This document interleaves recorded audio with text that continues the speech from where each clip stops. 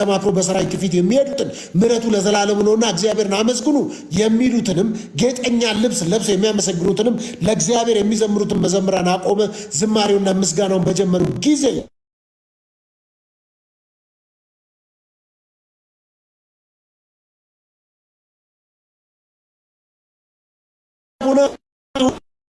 ወቅቱ አይደለም፣ ጊዜው አይደለም ለማመስገን። ምስጋና የድል መንሻ አይደለም ወይ? ኢቨን እኛ ጥሩ ጊዜ ላይ እንኳን ባንሆን ብናመሰግን ብንዘምር ከማልቀስ ይልቅ ከማጉረምረም ይልቅ እንደነዚህ አይነት ዝማሬዎች ያሉብንን ችግሮች አይቀርፉም ወይ ብለህ ታምናለህ ወይ ነው?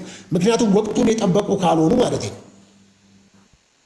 አሪፍ ጥቅስ ነው የጠቀስከው። ቆይ የኔን ጨርስና ካልጠየቅኩ ትጠይቃለህ እኮ ይሄን ይመልስ ብዬ ነው። ከዛ ትጠይቃለህ።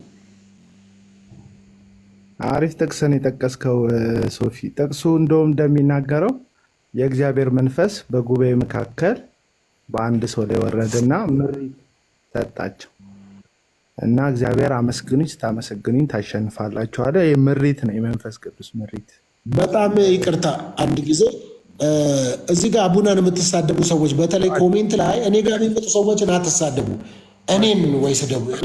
እኔን መሳደብ ይቻላል አይደለም። እኔ የማልፈልገው አንተን ፕሮቴክት ለማድረግ ሰው በቃ አልፈልግም። እኔ ሰው እኔ ጋር ሲመጣ ሌላ ቦታ የማታገኙትን ሰው እዚህ እኔ ጋር ሲመጣ ካረጋችሁ እኔ ብሎክ አያረግም ሚውት አያረግም ብላችሁ የማይሆን ነገር አትናገሩ። አንዳንድ የማልጠብቃችሁ ሰዎች የማይሆን ነገር እየጻፋችሁ ስለማይ አልፈልግም። እኔ እዛው እሱ ጋር ሄዳችሁ መሳደብ መሟለጭ። እኔን በግል ግን እስቲ እስኪያገሳይ ድረስ መናገር ይቻላል። በቃ እኔን ይቻላል። ሌላ እንዳንሄድ። እሺ አቡነ ቀጥል።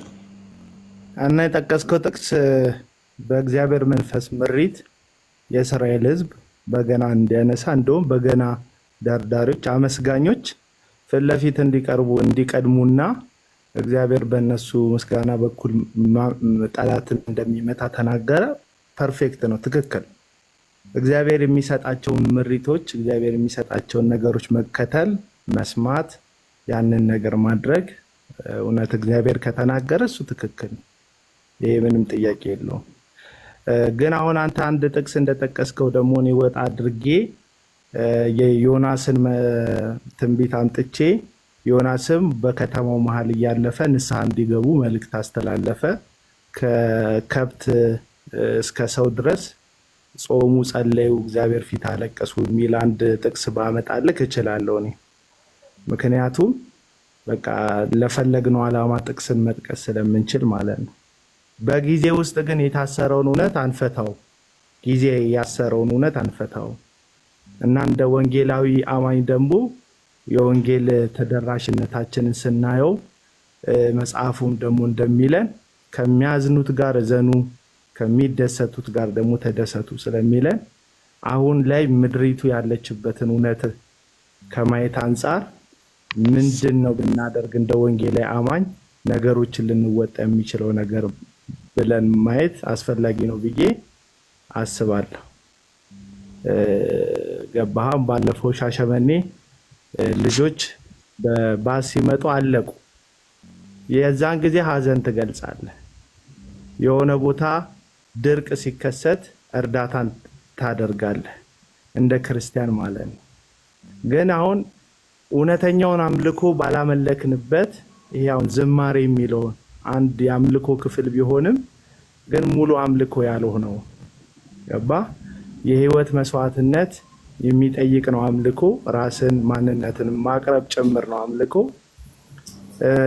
እውነተኛውን አምልኮ ባላመለክንበት እውነተኛውን መጽሐፍ ቅዱሱ በግልጽ የተጻፈው ያዕቆብ እንደዚህ ያሉትን ማድረግ የሚከለክል ሕግ የለም ብሎ የተናገረውን የአምልኮ አይነት ማድረግ ሲገባን ያን ነገር ባላደረግንበት በሚሊዮን የሚቆጠሩ ወጪዎች አውጥተን አዳራሽ ውስጥ ተከራይተን ያንን ፕሮግራም ማዘጋጀት ኢንዲቪዥዋሊ ለግለሰቦች ከመጥቀም ያለፈ ነገር ልናደርግ አንችልም። በጉዳዩ ማን ናቸው የሚጠቀሙት? በአምልኮ እኮ አንደኛ ህዝቡ ከተባረከ፣ ለምሳሌ በቀደም ጊዮን ሆቴል እኔ እስከዛሬ ለምሳሌ ብዙ የኮንሰርት አድናቂ አይደለሁም እኔ በግሌ የተወሰነ ሄጅ ያለው አይቻለው ብዙ እንትን አለ። አሁን ለምሳሌ የፓስተር ተከስተለት የነበርኩለት የነበረው ብዙ ነገር ከገንዘብ ጋር የተያያዘ ነገር አላየሁበትም። ያዘጋጁትም ሆሊ ቢት ነው ምናምን የሚባሉት በጣም ስርዓት የነበራቸው ሰዎች ናቸው። ይሄ ከኢቨንት ጋር ከሽያጭ ጋር ከምንገም የተያያዘ ገንዘብም የተጠየቀበት ሁኔታ አልነበረም፣ አላየሁም። እኔ እስከነበርኩበት ደቂቃና ሰዓት እንደሱ አይነት ሁኔታዎች አልነበሩም። እኔም 5 ሳንቲም አልከፈልኩም። እኔ አካባቢ የነበሩ ሰዎች የከፈሉትን ገንዘብ አላየውም፣ አልሰማውም። ስፖንሰር ያደረጉ ምናምን ተብሎ አልተጠቀሰም። የድርጅቶችም የግለሰቦችም ስም በምስጋና አልተነሳም። ሆሊ ቢት ነው ምናምን የሚባለው ያ በነፃ ነው፣ ገንዘብ ተሰጥቶን አይደለም፣ ጌታ ስለረዳን እኛ ደግሞ በዚህ መልኩ ጌታን ለማገልገል ሆሊ ቢት ማለት የሞርኒንግ ስታር ባለቤት አላውቀውም። እኔም እውነት ለመናገር ሆሊ ቢት የሚባለው ራሱ የሰማሁት ምን ችግር አለ? የሞርኒንግ ስታር ባለቤት ሆኖ ምን ችግር አለው ታዲያ? እኔ ችግር አለው አልኩኝ እንዴ? እንትኑን የተናገርኩት እንጂ ባለቤቱ ችግር አለው መቻል። እውነት የእውነቱ በጌታ ፊት እኔ አላውቅም ማለት እንደሆነ።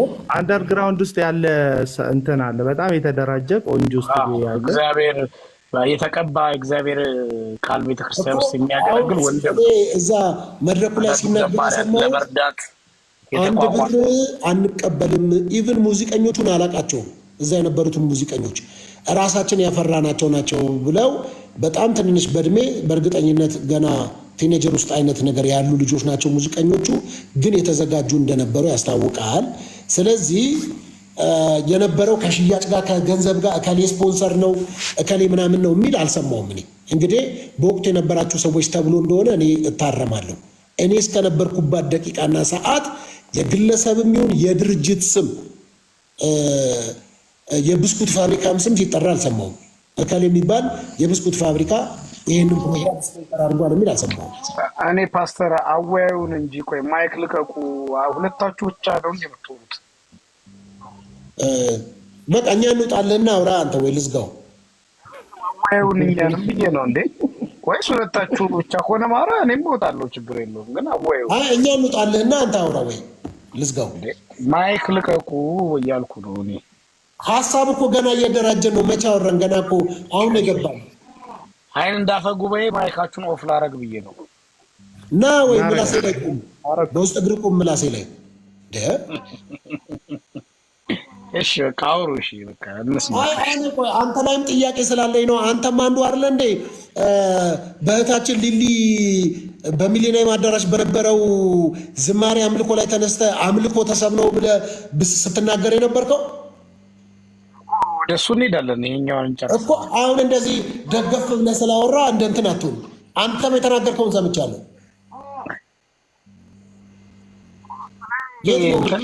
ኢትዮጵያ ውስጥ ቋንቋው አማረልኝ ብለህ ነው አምልኮ ተሰብ ብለህ የተናገርከው። ማን ነው? ግዕዝ ስለሆነ ወይ አልተረዳኸው? እሺ ቀጥል።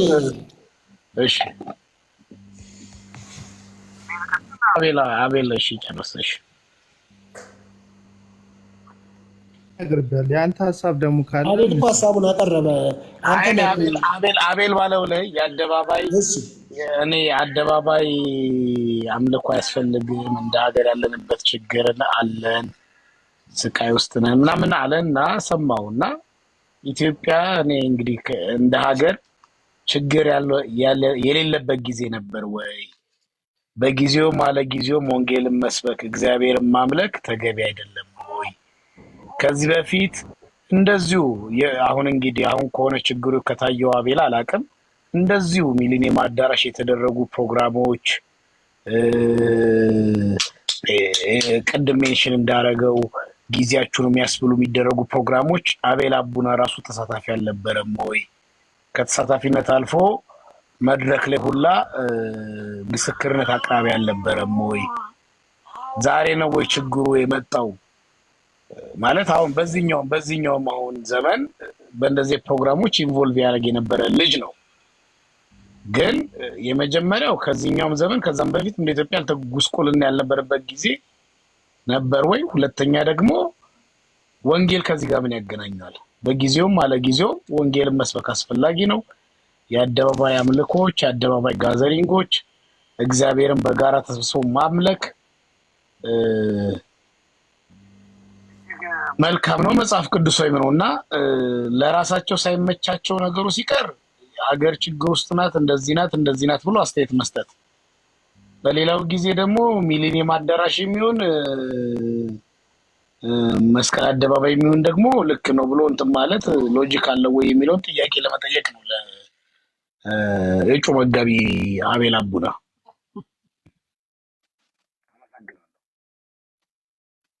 እሺ አመሰግናለሁ። እጩ መጋቢም አይደለሁም፣ ግን ሀሳብን ለመመለስ ትንሽ እንትን አደረግከው። ሀሳብን ምን አደረግከው መሰለህ? ትናንትና እንደነበርክ መሆን አለብህ አልክ። አየህ ትናንትና እኮ እኔ ብዙ ነገር እኮ ስላደረግኩ ብዙ ነገር እያሻሻልኩ ስለሆነ ብዙ ነገር እየለወጥኩ ስለሆነ ብዙ ነገር እየታረምኩ ስለሆነ እንደኔ ታረሙ ነው ለብዙ ሰዎች እያልኩ ያለሁት።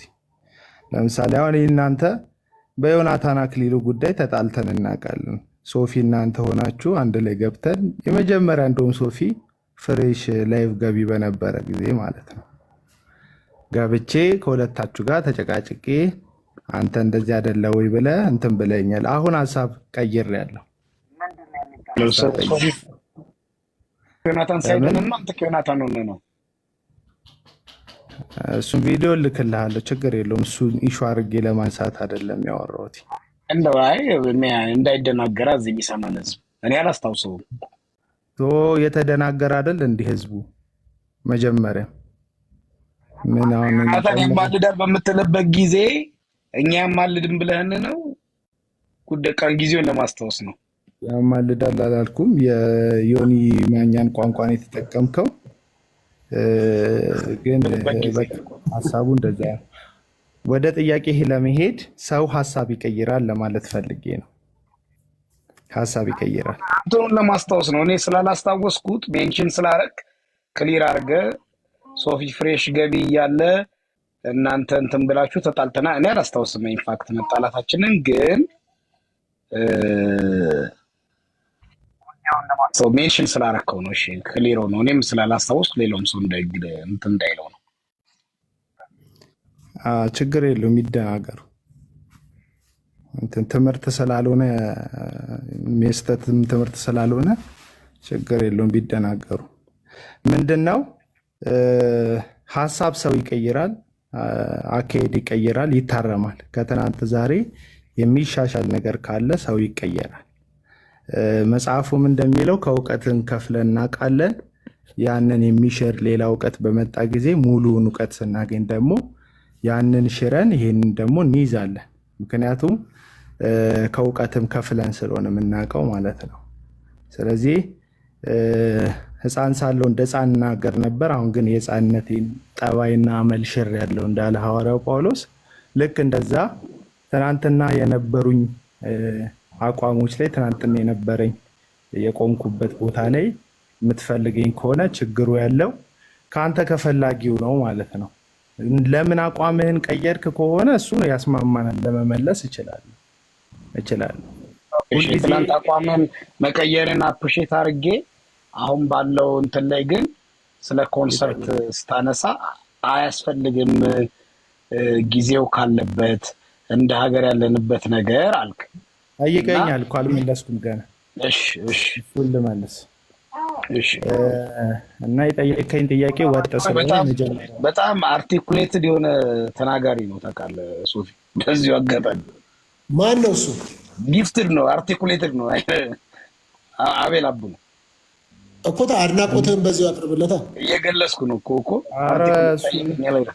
እኔና አክሊል የሀሳብ ልዩነት ነው እንጂ ያለን ብራዘር ነው እኮ እንትን አለው። የሀሳብ ልዩነቶች ግን ይኖሩናል አንዳንድ ቦታዎች ላይ እና ምንድነው ትናንትና የነበሩኝ ሀሳቦች አሉ፣ ዛሬ ሌላ ሀሳብ ላስብ እችላለሁ።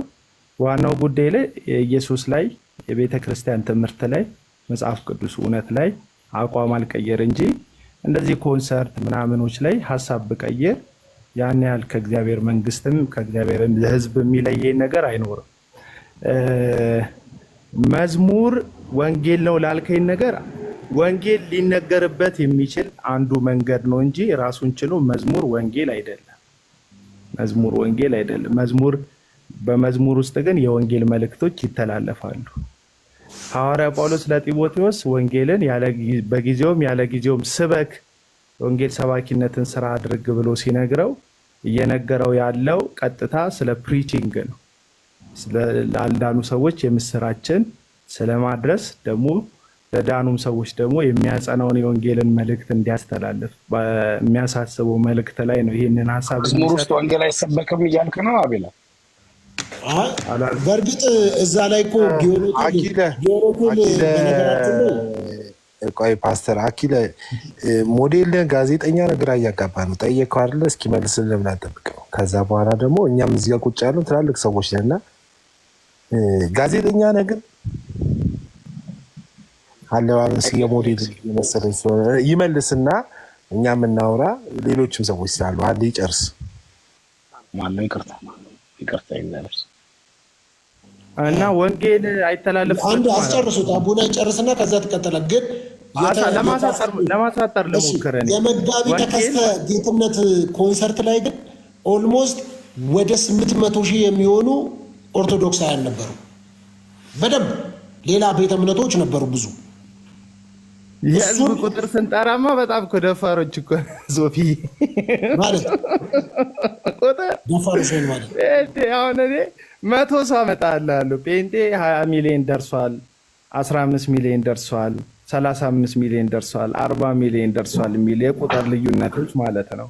ከዛ የኢትዮጵያ ህዝብ ደግሞ አሁን በወጣው መረጃ መሰረት ብዙ ነገር ይባል ነበር ወደ 110 ሚሊዮን ነው። እንግዲህ እኔ ነበርኩት ነው ያየሁትን ነው። አቤላ እንደው የሚያግዝን መረጃ ልስጥ። ቅርብ ጊዜ የተደረገው የቢሊግራም ወንጌል ስብከት ነበር አይደል? መስቀል አደባባይ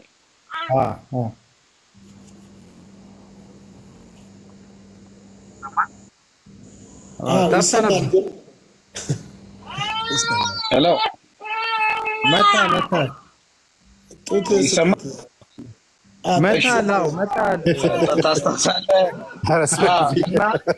እና የቢሊግራም ፕሮግራም ላይ መስቀል አደባባይ ሲደረግ 1 ዓመት ከምናምን ሲዘጋጁ ነበር አይደል?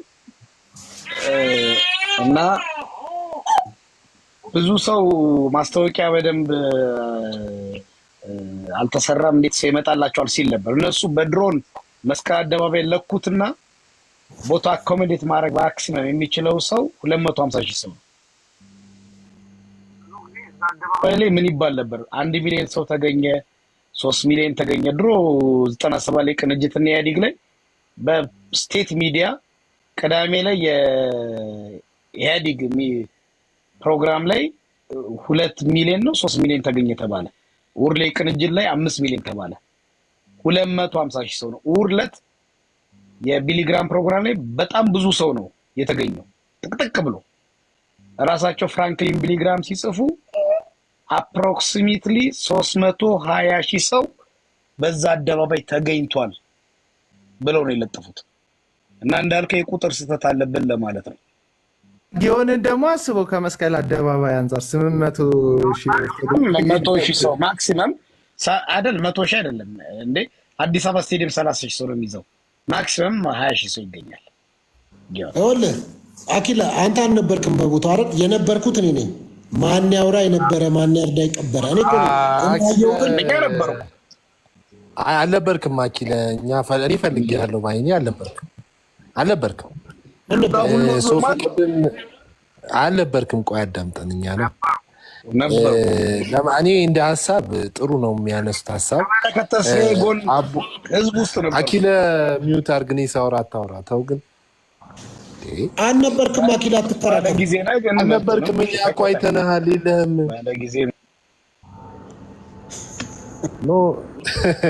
አይ ኖ አሁን አቡና አክቹዋሊ ረዥም ጊዜ ነው ለመጀመሪያ ጊዜ ነው ከረዥም ጊዜ በኋላ ያየሁትና የሚያነሳቸውን ሀሳቦች አሁን ሲወራ እየሰማሁ ነው። ቪዲዮ ጭኖም ከሆነ አላየሁትም። የመጀመሪያው በርካታ ሙዚቃ ዓለም ውስጥ ዘፋኝ የሆኑ ሰዎች ራሱ ጭምር ተገኝተዋል። እኔ ያየኋቸው ሰዎች ስላሉ ስማቸውን እዚህ ጋር ሜንሽን ማድረግ አልፈልግም። በጣም ታዋቂ ግለሰቦች ናቸው። ያላገኘናቸውን ኮፍያ አድርገው ሰላም ስንል አልነበረም? ስንት ሰዎች ነበሩ። አሁን እንዲህ ብለን ማንናገራቸው ስማቸውን ዘፋኞች ታዋቂ ዘፋኞች አሁን እነሱን በሰዓቱ ፒክቸራቸው ቢወጣ መነጋገሪያ ሊሆኑ የሚችሉ የሳምንት ርዕስ መሆን የሚችሉ ሰዎች ነበሩ በቦታው ላይ። እዚህ ጋር የሰውን የእነሱን ስም ሜንሽን ማድረግ ስለማያስፈልግ፣ ከዛ ውጭ አቤል በተናገረው ላይ እንግዲህ አገሪቷ ካለችበት ወቅታዊ ሁኔታ አንጻር ላለው ያው አገሪቷ ያለችበትን ሁኔታ የሚፈልግ ጫካ መግባት ይችላል። ጫካ ገብቶ ትግልም ካስፈለገ ማለት የሚመጣው ሰላም እንግዲህ ሰላም አንዱን ሊያመጣ የሚችለው ወንጌል ነው፣ መጸለይ ነው፣ እግዚአብሔርን ማመስገን ነው። በምስጋና ውስጥ ማሸነፍ አለ የሚለውም መቼም ለእናንተ አላስረዳም። ሲኒየሮቼ ናችሁ ብዬ ስለማስብ ያው እናንተም ነን ብላችሁ ስለምታስቡ እና አገሪቷ ካለችበት ወቅታዊ ሁኔታ እንደውም ከዘፈን ኮንሰርት ይልቅ ወንጌል ቢሰበክ ጥሩ ነው ብዬ ነው ማለት ነው። ከዛ ውጭ ንግድ ነበረ። እኔ ሆነን ለመናገር ለመጀመሪያ ጊዜ ነው ሶፊ ታስታውስ እንደሆነ የተገኘ ነው። እኔ ምንም አላየሁበትም። ሞርኒንግ ስታር ባር ቤት ነው እሱ ነው ያዘጋጀው። ሲናገሩ በመድረክ ላይም እንደነበረው ምንም እንደማይፈልጉ ኢቨን ዩቲዩብ ሞኔታይዝ አላስደረጉትም ማለት በሰብስክራይብ በምናምን በቪው አናገኝም ብለው አንፈልግም ብለው ሞኔታይዝ አልተደረገም። ዝም ብላችሁ ሰብስክራይብ አድርጋችሁ ስብከቶችን መዝሙር እንትኖችን አዳምጡ ብለው ነው ያሉት። ይሄ በቦታው ላይ ነበርኩበትን ነው። ከዛ ውጭ እኔ ጨርሼ እስከመውጣበት ሰዓት ድረስ አካውንት ተለቆ በዚህ አካውንት እስቲ ብር አንዴ ላኩ ይሄን አገልግሎት ደግፉ የሚል ነገር አልሰማውም አላየሁም።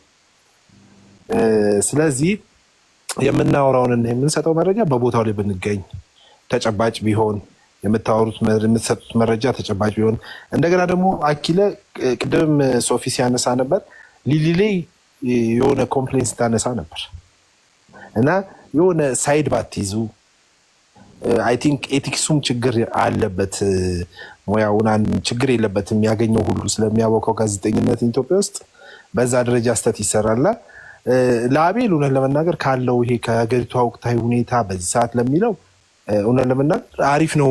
እንትን ቢጀምር ትግል ቢጀምር ለሀገሪቷ ሰላም ትግል ቢጀምር እንደ ሀሳብ ያንን ነው የምለውና ግን እውነት ለመናገር ተከስተ በጣም ተጽናንቼበታለሁ፣ ተባርኬበታለሁ።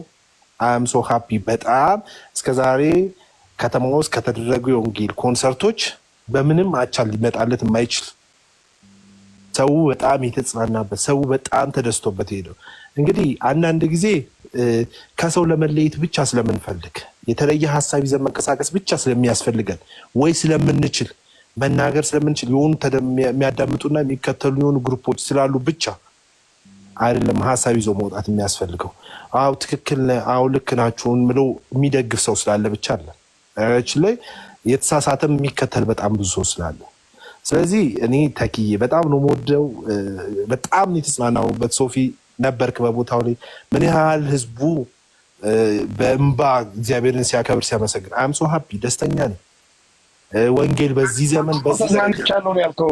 ሰውል ተዝናንቻለሁ ነው ያልከው።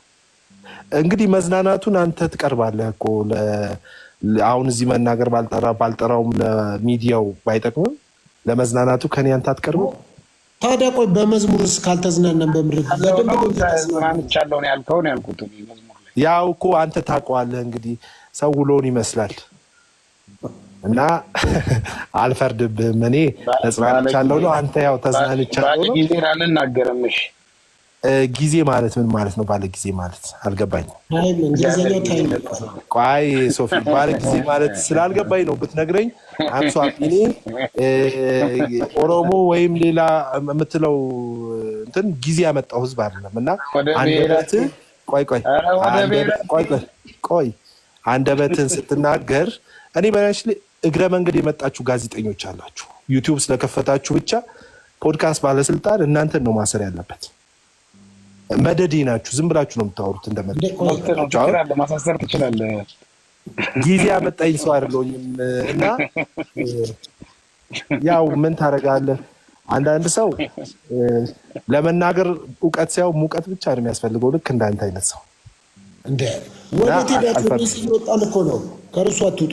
እኔ ስለ ጊዜ ሲያወራ እኔ እንግዲህ አቡና እንደውም በዚህ ውስጥ አቡናን በደንብ ተናግሬዋለሁ እና እሱ እንደ ጨዋ ቁጭ ብሎ ሲያዳምጥ እዚህ ጋር ደግሞ አጠገብ የተቀመጠ የሆነ በቀይ ሸሚዝ ሰውነቱ የወጠረ ሰውዬ ደግሞ እንደምታየው አንዴ መዝናናት ይለኛል። እንግዲህ የሆነ መዝናኛ ቦታዎቹንም ቢሆን ከኔ አንተ ትቀርባለህ።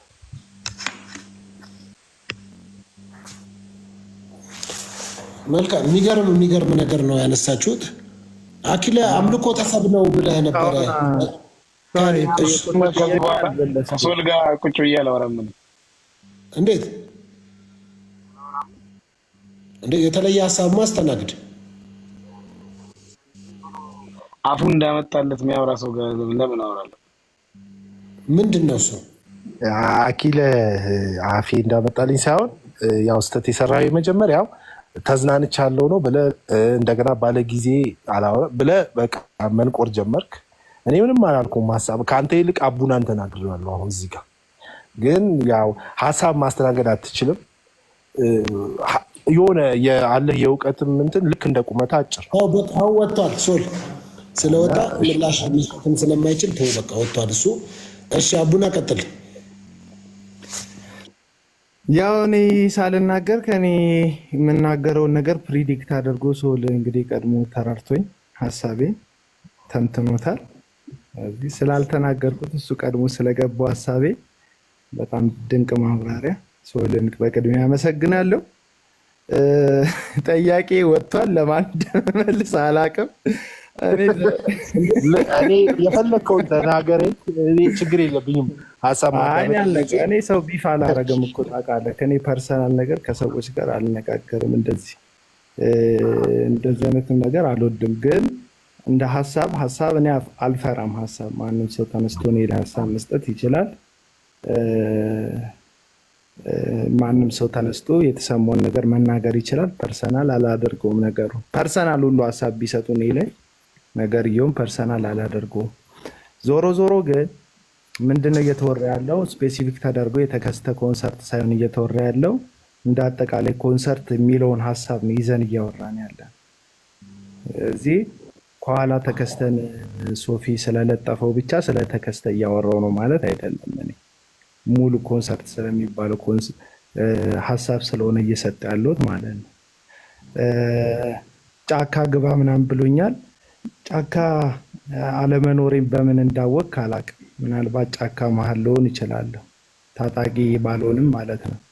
ግን ዞሮ ሰዎች ሀሳባቸውን ማስተናገድ አለባቸው ብዬ አምናለሁ። ለምሳሌ በኢትዮጵያ አራቱም አቅጣጫ ውስጥ በጣም ብዙ ሰዎች በሰው ቁቃ ውስጥ ነው የሚኖሩት። ይሄ ፖለቲካ አይደለም። እኔ ፖለቲከኛ አይደለሁም። ለምሳሌ በስልጣን ላይ ያለው መንግስት መጽሐፍ እንደሚል ነፍስ ሁሉ ለበላይ ላሉ ባለስልጣናት ይገዛ ይላልና መጽሐፍ ቅዱስ ይህንን አምላካዊ ትእዛዝ ስለሰጠኝ የምገዛ የምታዘዝ ምንም አይነት እንደዚህ አይነት ሰላምን የሚረብሽ ነገር የማደርግ ዜጋ አይደለሁም። ለዚህም ደግሞ የወንጌላዊ አማኞች የሚታሙ አይደሉም፣ እኔ ብቻ ሳልሆን ማለት ነው። ስለዚህ እንደ ፖለቲከኛ ደጋፊም አይደለሁም፣ ተቃዋሚም አይደለሁም። ነገር ግን የሚፈጠሩ እውነታዎችን ምድር ላይ የሚፈጠሩ እውነታዎችን ደግሞ መካድ የለብንም። ለምሳሌ ጦርነቶች ያፈናቀላቸው እናቶች፣ እኔ አሁን ጦርነቱ ስለሚነሳበት ምክንያት ስለማንጀመረው ማንጨረሰው ምናምን አይደለም፣ እሱ ፖለቲካ ነው፣ እኔ አይመለከተኝም። ስለተፈናቀሉ ህፃናቶች፣ ወላጅ አልባ ስለሆኑ ቤተሰቦቻቸው ስላለቁባቸው ሰዎች ሀዘን እንደ አንድ የወንጌል አማኝ እንደ ወንጌል ሰባኪ ይመለከተናል ብዬ አምናለሁ። ምክንያቱም ወንጌል ይህንንም ስለሚያካትት ማለት ነው።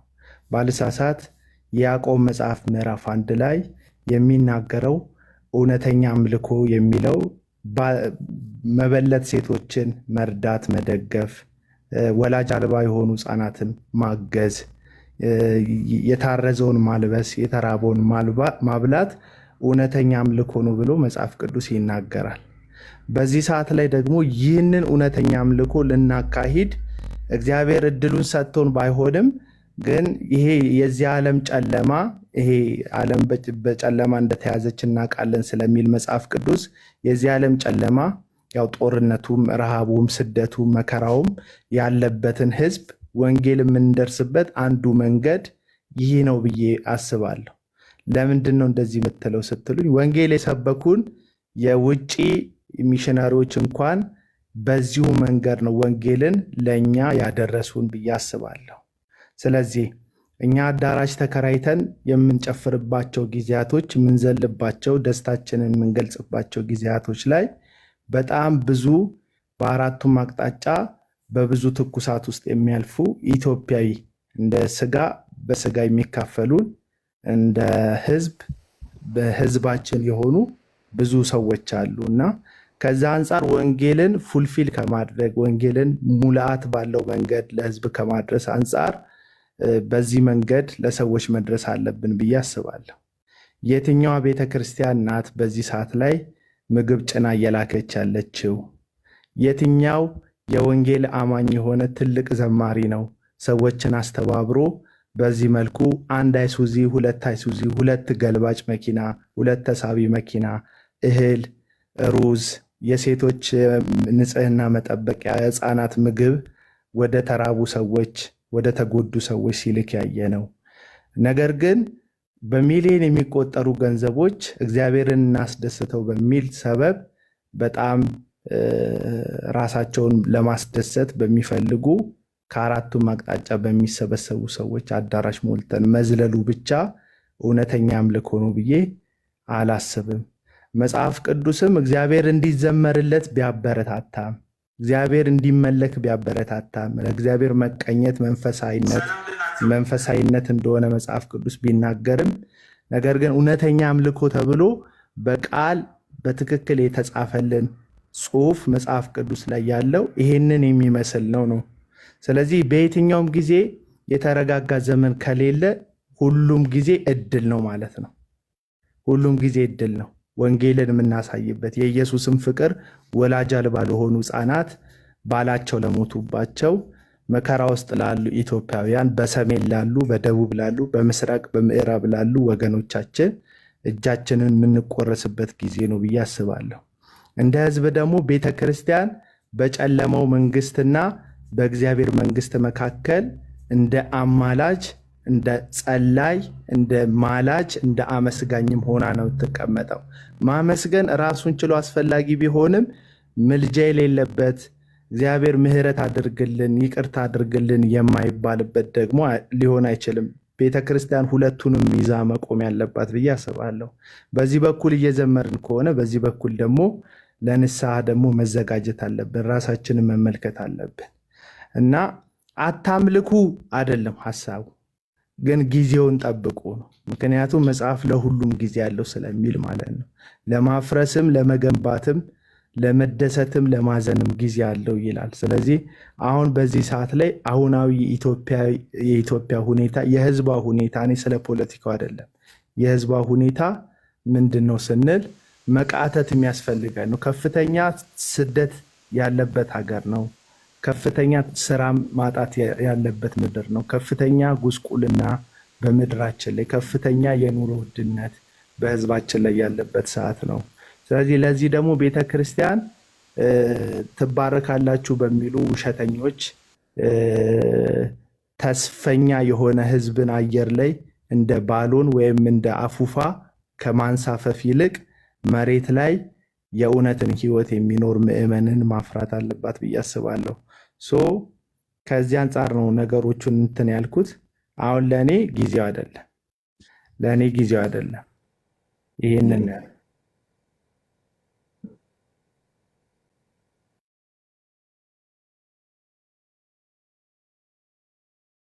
አለው በምስማማበት ሀሳብ ስለሆነ እውነት ለመናገር የሆነ ፖለቲካ ስለምናገር ወይም መንግስትን ይደግፋል ተብሎ ስለሚታሰብ ብቻ ኢትዮጵያ ውስጥ ምንም ሙሉ ለሙሉ ከጥግ እስከ ጥግ ሰላም ነው፣ በሰላም ወጥቶ ይገባሉ፣ እንደዚህ አይነት ሀሳብ የለም። እኔ ጋ ችግር አለ፣ ኦፍኮርስ ችግር አለ። ሰው እየተፈናቀለ የሆነ ቦታ ሀዘን አለ፣ ጦርነት አለ፣ ግጭት አለ። ያልተረጋጋ ህዝብ አለ። ለዛ ህዝብ መድረስ አለብን። ይሄ ያስማማል። ግን አምልኮ ጋር ምን አገናኘው? በዚህ አምልኮ ውስጥ አንድ ወይ ሁለት ግለሰብ ስፖንሰር ቢያደርገው ለሚሸፍነው ነገር ነው። ለታይታ በእርግጥ 1 ሚሊዮንም ምናምንም ሲሰጡ የነበሩ ነቢያቶች ነበሩ። ድሃን ከማገዝ በነች ላይ አሉ፣ በቂ ናቸው። ማድረግ ቢፈልጉ ልብ ቢኖራቸው አቤል ያልከው ነገር ያስማማኛል። ለተቸገረ ሰው በጦርነት በጭንቀቱ ስላለ ሰው መድረስ አለብን። ይሄ በትክክል ነው እኮ ምንም አያከራክረንም። ይሄ ፖለቲካ አይደለም። ይሄ ትክክለኛ የሰውኛ አስተሳሰብ ነው። ከዛ ውጪ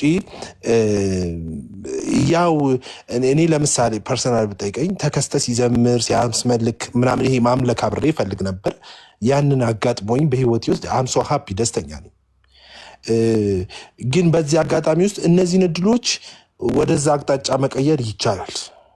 የተቸገሩ ሰዎችን ሰፖርት ለማድረጊያ እንደ አንድ ኦፕሽን መጠቀም ይቻላል። ምክንያቱም የኛ ህዝብ ሰጪ ስለሆነ እንዳልከውም የታዘብኩት በጣም ብዙ ነገር አለ። እኔ ፐርሰናል በየሚዲያ በየቲቪ ሄደው የሳምንት ዜናና የሳምንት ርዕስ ለመሆን 1 ሚሊዮን ሲያድሉ የነበሩ ነቢያቶች እኮ ነበሩ። አይተናል፣ ታዝበን ወቸው ጉድ ብለን ያለፍነው። ሄዶ ድሃ ማገዝ ሰፖርት ልብ ይፈልጋል። ይሄ እኔ ባሪያች በዚህ ሀሳቡ አሁን አቡና በተናገር ውስጥ ተቃውሞ የለኝም። ግን አምልኮም ደግሞ ማድረግ ተገቢ ነው ያስፈልጋል ብዬ አምናለሁ። እና በዚህ ነው እና አቡዬ ያልከው ሀሳብ በዚህ መንገድ ከሆነ አምሶ ሀፒ እኔም ደስተኛ ነኝ። መተጋገዝ አስፈላጊ ነው ብዬ አስባለሁ። ልጅ የራሴ ልጠይቅ፣ አንተ መልስ። እኔ የራሴ ልጠይቅ። እንደው እኛ ኢትዮጵያውያን ታውቃለህ፣ አሁን ነው እንጂ ግለኝነታችን እየጎላ የመጣው እንጂ ጎረቤት አንድ ሰው ሲሞት የጎረቤት ቴሌቪዥንም ሬዲዮንም ይዘጋል ታውቃለህ።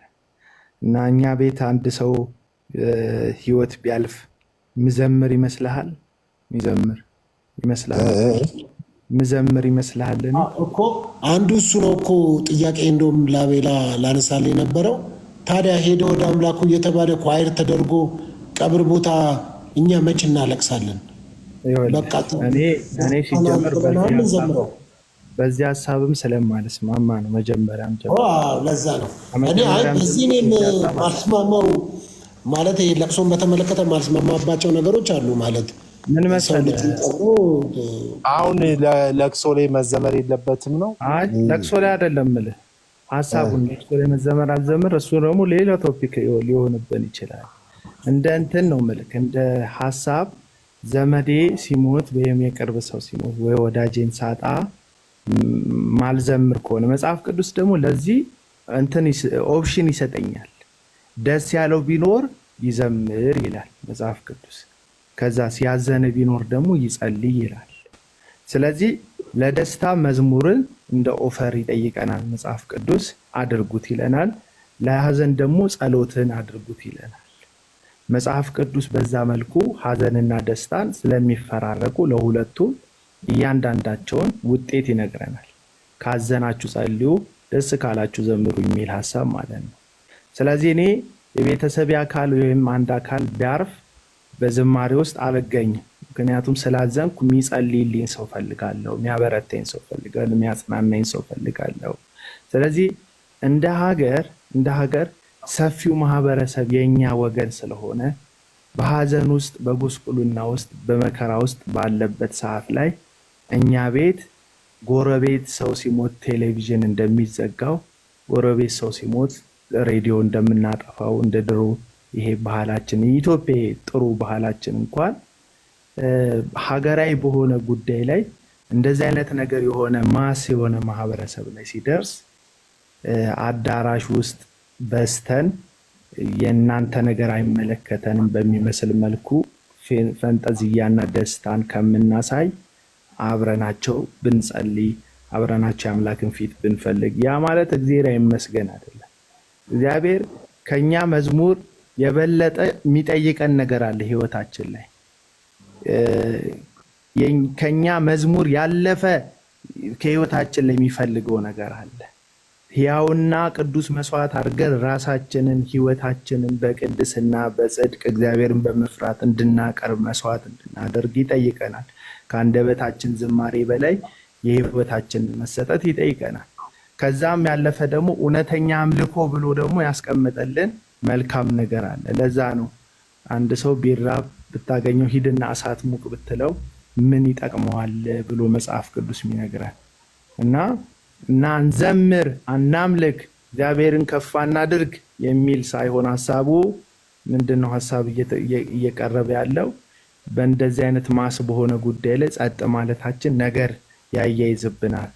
ትዝ የሚላችሁ ከሆነ አሁን የቅርብ ጊዜ ትዝታችን ወደ ትግራይ አካባቢ የቃለ ሕይወት ቤተክርስቲያን በምልጃ ነው ታርቀው፣ ዋናው ጽሕፈት ቤት በምልጃ ነው ታርቆ የቀጠለችው የቃለ ሕይወት ቤተክርስቲያን ሆና በቃ አንፈልግም እኛ ራሳችን እንችለን እንለያለን እስኪሉ ድረስ። ለምን ሲባል ጦርነት የፈጠረው ነገር ላይ እዚህ ያሉት ሰዎች ሀሳብ የመቆራረጥ ነገር መጣ። ሀዘናቸው ላይ መገኘት አልቻሉ፣ መከራቸው ላይ መገኘት አልቻሉ፣ ውርጅብኛቸው ላይ አብረው መቆም አልቻሉ። ስለዚህ አንፈልግም ራሳችን እንችለን ብለው መውጣት ሁሉ እስኪያስቡ ድረስ የትግራይ ቃለ ሕይወት ማለት ነው። ትግራይ ያለው ቃለ ሕይወት አጥቢያ ማለት ነው። ምንድነው ስትሉ ሰዎች ይፈልጋሉ መከራ ውስጥ ሲሆኑ፣ ጦርነት ውስጥ ሲሆኑ፣ ርዛት ውስጥ ሲሆኑ አብሯቸው ሰው እንዲሆን ይፈልጋሉ፣ የሚያስባቸው ሰው ይፈልጋሉ። በዚህ ጉዳይ የፕሮቴስታንት እምነት ደካማ ነው። በዚህ ጉዳይ ወንጌልን ነገ ከነገ ወዲያ እንዳንነግራቸው ጆሮ ውስጥ እስኪደፍኑብን ድረስ ይደርሳሉ። አንድ ጊዜ ትዝ ይለኛል፣ እንደውም ትዝ የሚል ከሆነ ህዝቡ ሁሉ ፎቶ እያደረገ ከመከላከያ ጎን ነኝ ከመከላከያ ጎን ነኝ ምናምን በሚልበት ወቅት ላይ በጣም ብዙ ሰዎች አንተ ልጅ ሁሌ ተቃራኒ ሀሳብ ነው የምትሰጠው እስኪሉኝ ድረስ አንድ ሀሳብ ሰጠው። የዛን ጊዜ ዘማሪዎቹም ከመከላከያ ጎን ነኝ ሲሉ ስላየው ዘማሪ ከባንድ ጎን እንጂ እንዴት ከመከላከያ ጎን ነኝ ይላል። በቃ መልእክታችን ወንጌል መልእክት ነው። እኛ ሰሚት እናደርጋለን፣ ለበላይ ባለስልጣን እንገዛለን፣ እንታዘዛለን። ከህግ ውጭ አንራመድም። ክርስቲያኖች ነን። በህግ ጥላ ስር ነው የምንሆነው። ግን የጦርነት አዋጆች ላይ የጦርነት ነጋሪቶች ላይ ግን ሀሳብ አንሰጥም። ምክንያቱም ሰው ስለሚሞት ሰው ስለሚያልቅ ማለት ነው። በቃ ምክንያቱም የኢየሱስ ዓላማው ነፍስ ማለት የሰው ልጅ የሰውን ነፍስ ሊያድን እንጂ ሊያጠፋ አልመጣም። የኢየሱስ ክርስቶስ የመጣበትን አጀንዳ ሲነግረን የሰውን ነፍስ ሊያድን እንጂ ሊያጠፋ አልመጣም። ጦርነት፣ ረሃብ፣ ርዛት እነዚህ ነገሮች የሰውን ነፍስ ስለሚያጎድሉ ነገ ከነገ ወዲያ ወንጌል እንዳንነግራቸው እንቅፋት አረ ተው ዝም በሉ ስል የዳዊትን ጥቅስ ይጠቅሱልኛል። እጄን ለሰልፍ አበረታው ምናምን ይላል እኮ መጽሐፍ ቅዱስ ነው ይለኛል ብዙ ሰው። አረ እንደዛ አይልም። እኛ ዳዊትን ሳይሆን የምናየው ጦርነት ላይ ኢየሱስን ነው። ኢየሱስ የሰውን ነፍስ ላጠፋ አልመጣም። ዳዊት የብሉይ ኪዳን ሰው ነው፣ ጦረኛ ነው፣ ዋሬድ ነው። ኃላፊነቱም ቦታውን ፖዚሽኑ ከጦርነት ጋር የተያዘ ስለሆነ ዳዊት እጄን አበረታው ቢል ልክ ነው። እኛ ግን እጄን አበረታው አንልም፣ ለመግደል አልተላክንምና እንደዛ ነው። እና በዚህ የተነሳ ወንጌል ነገ እንዳንነግራቸው ጆሮአቸውን ሊከለክሉን ይችላሉ። ነገ ኢየሱስ ያድናል ምናምን ስንለው የፍቅርን ወንጌል ስንሰብከው ለፍቅር የሚመጥን ህይወት ሳናሳየው ያንን ነው እያልኩ ያለሁት። እና በዚህ ጉዳይ አዳራሾች ውስጥ ያዘጋጀናቸው ኮንሰርቶች እንደ ኮንሰርት እንደ መዝሙር መዘመር ራሱን ችሎ ስህተት ባይሆንም ጊዜን ያልጠበቀ ከመሆን አንጻር ግን ያለ ጊዜ የተደረጉ ናቸው ባይ ነኝ። ያ ማለት ነገር ይስተካከላል፣ ሁሉ ነገር ጥሩ ይሆናል ምናምን እያልኩ አይደለም። ቢያንስ ግን አገራዊ የሆነ የንስሐ ጊዜ እንኳን አላዘጋጀንም። እውነት ለመናገር የምልጃ ጊዜ አላዘጋጀንም፣ የንስሐ ጊዜ አላዘጋጀንም። አክቹሊ ቢዘጋጅም እኔ ሚሊኒየም አዳራሽን የሚሞላ ፕሮቴስታንት ይሰበሰባል ብዬ አላምንም። እስቲ የምልጃ የጸሎት ጊዜ ነው የሚደረገው መጸለያችሁን ይዛችሁ ነው ቢባል ያ ሁሉ ሰው ተሰልፎ የተጋፋ ምናምን ቪቪአይፒ ነው መጸለዩ ምናምን አይልም። በእርግጥ ጸሎት ራሱ ቪቪአይፒ ምናምን አይጠይቅም። ጸሎት ነው። ትደፋታለህ፣ ከፊትም ትደፋለህ፣ ከኋላም ትደፋለህ እግዚአብሔር ፊት። እና አዳራሽም ሞልተን እንደዚህ አይነት ልማድ ይኖረናል ብዬ አላስብም። የ8 መዝሙር ያክል ህዝብ ተንበርክኮ ማልቀስ ከቻለ ጥሩ ነው። አሁን እኔ ይሄንን ብዬ በነጋታው ህዝቡ ቢያሳፍረኝ ደስ ይለኛል። አብሬ መጥቻ አፍራለሁ። እና ከዚህ አንጻር ነው ሐሳቤን እኔ ብቻ እንዳላወራ። ቀጥሉ እናንተ።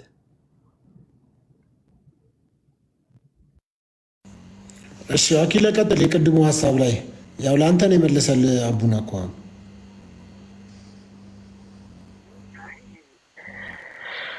አሁን አይ ቅድም ያለው ሀሳብና የመለሰው ይለያያል። አሁን በመለሰውና ባወራው ከአቡና ጋር ምንም አይነት ልዩነት የለኝም። አይ ሁሌ የምሞግተው የተለያዩ አገልጋዮች በተለይ የወንጌላውያን አገልጋይ ፊት ያሉ ሰዎችን በማቅረብበት ሰዓት ያለማቋረጥ በጣም የምሞግተው ጉዳይ ነው። አቤል ያነሳው ስለ ጦርነት፣ አገሪቱ ውስጥ ያለው መፈናቀል፣ የብዙዎች ሰቆቃ ላይ ልክ አዚፍ እንደማያገባን እኛን እንደማይነካን ጊዜያችን ነው ብለን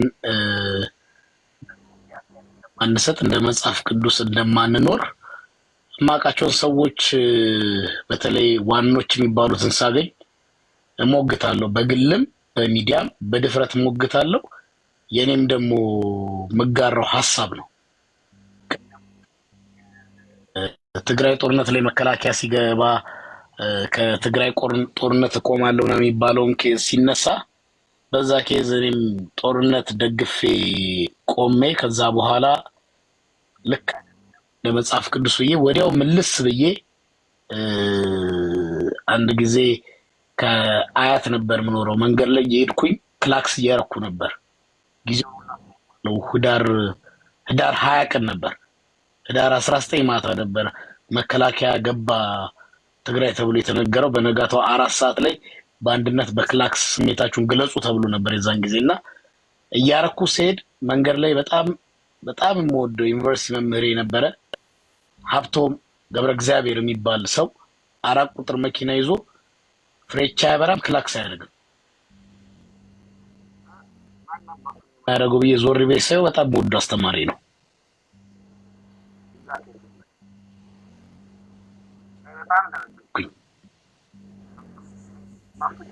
ኢሚዲየትሊ ያሰብኩኝ ልክ እያርኩ እንዳልሆነ ተሰማኝ። ፍሮም ዳት ዴይ ኦን ጦርነት እንደሌለብኝ ሰው በአደባባይ ብዙ ጊዜ ይቅርታ ጠይቄያለሁ እና ጦርነት ከፖለቲካ ጉዳይ ነው። እንደ ወንጌላዊ አማኝ መደገፍ የለብንም። ከእግዚአብሔር አጀንዳ ሀሳብ አኳያ ወንጌል ዛኬ መሰበክ ሄጄም ነበር ባይዘው ትግራይ እና ዛኬ ያሉ ክርስቲያኖችን ወንጌላውያኖችን አግኝቻለሁ። በምን አይነት ፍራስትሬሽን እየኖሩ እንደሆነ ምን አይነት ዋጋ እንደከፈሉ ምን አይነት ቢተርነስ ውስጣቸው እንደገባ ሄጄ በአካል አይቻለሁ እና እጋራለሁ በአጠቃላይ ይሄኛውን ሀሳብ። ግን ማምለክን እግዚአብሔርን ማመስገንን ከዚህ ጋር ደግሞ አይገናኝም። ለዛ መድረስ አለብን። ኔግሊጀንት ነን፣ በዛ ተሳታፊ አይደለንም። አዚፍ ደግሞ ይሄ የምናደርገው ነገር ለሌሎች እንደ ጊዜያቸውን የሚል ስሜት ይሰጣል። እሱም በሌላ ማስተካከል አለብን እንጂ ይሄን ማድረግ የለብንም ማለት ነው። እንኳን አኪለ በጣም ነው ጊዮን ሆቴል ብትኖር ኖሮ ታይ ነበረ። በጣም ብዙ ከሌላ ቤት ጊዮን በጣም የሚደንቅ ነበር እንዴ? አይደለም ከሌላ ቤተ እምነት በጣም ብዙዎች መጥተዋል እኮ። ብዙዎች እኮ ወንጌል ሰምተዋል፣ ጌታን ተቀብለዋል እኮ። አውቃል ግን መረጃው አለ ልኝም አሁን ጊዮኑ ላይ እኮ ተቃውሞ የለኝም። የተደረጉ የአምልኮ ፕሮግራሞችና የአደባባይ ስብከቶች ላይም ተቃውሞ የለኝም። ተቃውሞ አለ። ተቃውሞ ስለነበረ አይደለ እንዴ? ተቃውሞ ስለነበረ አይደለ? አምልኮ ተሰብ ነው። ከአንድ ዘማሪ ጋር 1.2 ሚሊዮን ብር ከፍሎ ራት መብላት አጉል ልምምድ ማምጣት ነው፣ ልክ አይደለም ብለህ ስታወራ ነበር እንዴ? እላለሁ። እሱ ታዲያ ለምን እንዳልተስማማ ትሆናለህ? አሁን ላይ ደርሰህ ፕሮግራም መዘጋጀቱ ስህተት ነው ሳይሆን ያልኩት ለእህታችን ብር የሰጠ ሰው ከእሷ ጋር እራት ይበላል፣ ስፔሻል ቦታ ይዘጋጅለታል፣ የድርጅቱ ማስታወቂያ ይደረግለታል ምናምን የሚሉ በጉባኤ ላይ የተደረጉ የዳይመንድ የፕላቲኒየም የዳይመንድ የጎልድ የብሮንዝ ተብሎ ፕሌጅ ተሰርቶ ክላሲፊኬሽን ተፈጥሮ በገንዘብ ሰዎች የተለየ ቦታ እንደሚሰጣቸው የተደረገው ድርጊት ሮንግ ነው ብያለሁ። የአምልኮ ፕሮግራሙ በዛ ቦታ የተዘጋጀው ሮንግ ነው አላልኩም እንዴ? አንድ ነገር እኮ ሮንግ እና ራይት የሚያደርገው እኮ የተደረገው ነገር ነው። ስለዚህ የተደረገው ነገር ሮንግ ነው ካልክ ፕሮግራሙም ሮንግ ነው እያልክ እኮ ነው። ለምን መለያየት ለማምለጥ አንተ እንደሚመች ብቻ ለምን ታደርገዋለህ? ፕሮግራሙ ሮንግ ነው አላልኩም። ፕሮግራሙ ያምልኮ ፕሮግራም አልነበረም። አይደለም አንድ ነገር ልንገርህ። አንድ ነገር በነገራችን ላይ እብድ ውሻን ለመግደል ወይም እነዚህ መንገድ ላይ ባለቤት የሌላቸውን ውሾች ለመግደል አስተዳደሩ ወይም ይሄ ከእንደዚህ አይነት ስራ ጋር የሚመለከተው ለውሾቹ መርዝ አይሰጣቸውም። በነገራችን ላይ እሺ፣ መርዝ አይሰጥም። ምንድነው የሚደረገው? 75% ምግብ ነው የሚደረገው። መርዙ 25% ነው። ስለዚህ ምግቡ ስለበዛ መርዙ 25% ስለሆነ ውሾቹ አይተርፉም። 25ቷ ወይም 15%ቷ መርዝ ነች ቁም ነገሯ። ስለዚህ ስህተት ነው ማለት ነው። የበዛው ነገር ልክ ቢሆንም ያነሰ ነገር ውስጡ ከተከተተበት ገዳይ ነው ማለት ነው። ስለዚህ ከዚህ አንጻር አንተ ምን ምላሽ አለ? በፕሮግራሙ ላይ የተደረገው ድርጊት በኢትዮጵያ ቤተክርስቲያን ውስጥ አዲስ ልምምድ ይዞ የሚመጣ የተሳሳተ ነገር ነው። ስንት ፐርሰንቱ ነው ልክ ያልነበረው? አሁን ስለ ፕሮግራም አሁን አዳራሽ ላይ የዝማሬ ኮንሰርት መደረጉ ሳይሆን ስህተት መመለስ አትፈልግም። በቃ ልለፍ አለፈኛ አልመልስ በል እንጂ እየመለስኩ ነው። ምንም አትለፍ። ፓርሻል አድርገህ ልክ ነበረ ጥሩ ነበር ማለት አትችልም። ቅድም እንደነገርኩ መርዝ ትንሽ ነች። እኔ አሁን አሁን የተለያየ ነገር ነው የምናወራው። የዝማሬ ፕሮግራም በወቅቱ ቆያ አይደለም። በወቅቱ የተደረገው ፕሮግራም አምልኮ ልክ ነበረ። ከአምልኮች ፓርት ደግሞ አንዱ የነበረው የሽያጭና በነገራችን ላይ የወርቅ የፕላቲኒየም ምናምን የነበረው ግን ስህተት ነው ልትለኝ ነው? የአምልኮ ፕሮግራም አልተደረገም። የፈንድሬዚንግ ፕሮግራም እና ብዙ የንግግር ፕሮግራሞች የተደረገው ዘመረችው እሷን ናፍቆ ከመጣው ህዝብ ጋር በዛ አዳራሽ አላመለከችም። አሁን እኔ የፕሮግራሙ ይዘት አይደለም እኔ ያልኩት 1 ሚሊዮን ከ1 ሚሊዮን እስከ 1.5 ሚሊዮን የሰጣችሁ ፕላቲኒየም ደረጃ ፕሌጁ ስላለ እያነበብኩልህ ላወራ እችላለሁ። ከሊሊ ጋር በማግስቱ እራት ትበላላችሁ፣ ፕሮግራሙ ላይ ስፔሻል ወንበር እንትን ትላላችሁ እየተባለ እንትን ብሏል። ያን እኔ አይደለም በፕሮግራሙ የዚህ ጊዜ በሚሊዮን ቆይ ልንገርህ፣ የዚህ ጊዜ በሚሊዮን አዳራሽ አንድ ካርድ በ1.2 እና በ1.5 ሚሊዮን ብር ሲሸጥ ቡሽሪ መጥቶ ለሞገስ ይሆናችኋል ብሎ ቢያ 9 ሳሙና በ5 ሺህ ብር ሲሸጥ ምን ነው ታዲያ? ያ ሁሉ ሰው ተናደደ። እንደውም ይሄ 5,000 ነው እንደምትሸጥ እኔ በጌታ አልነበርኩም። ስለዚህ መረጃ የለም። ውጣ በቃ አኪላ ወይ የሌለውበትን አላወራም።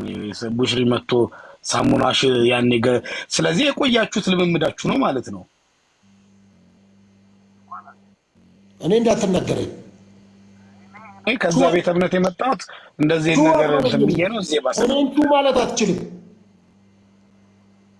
እንዳትለኝ ይላል እንዴ?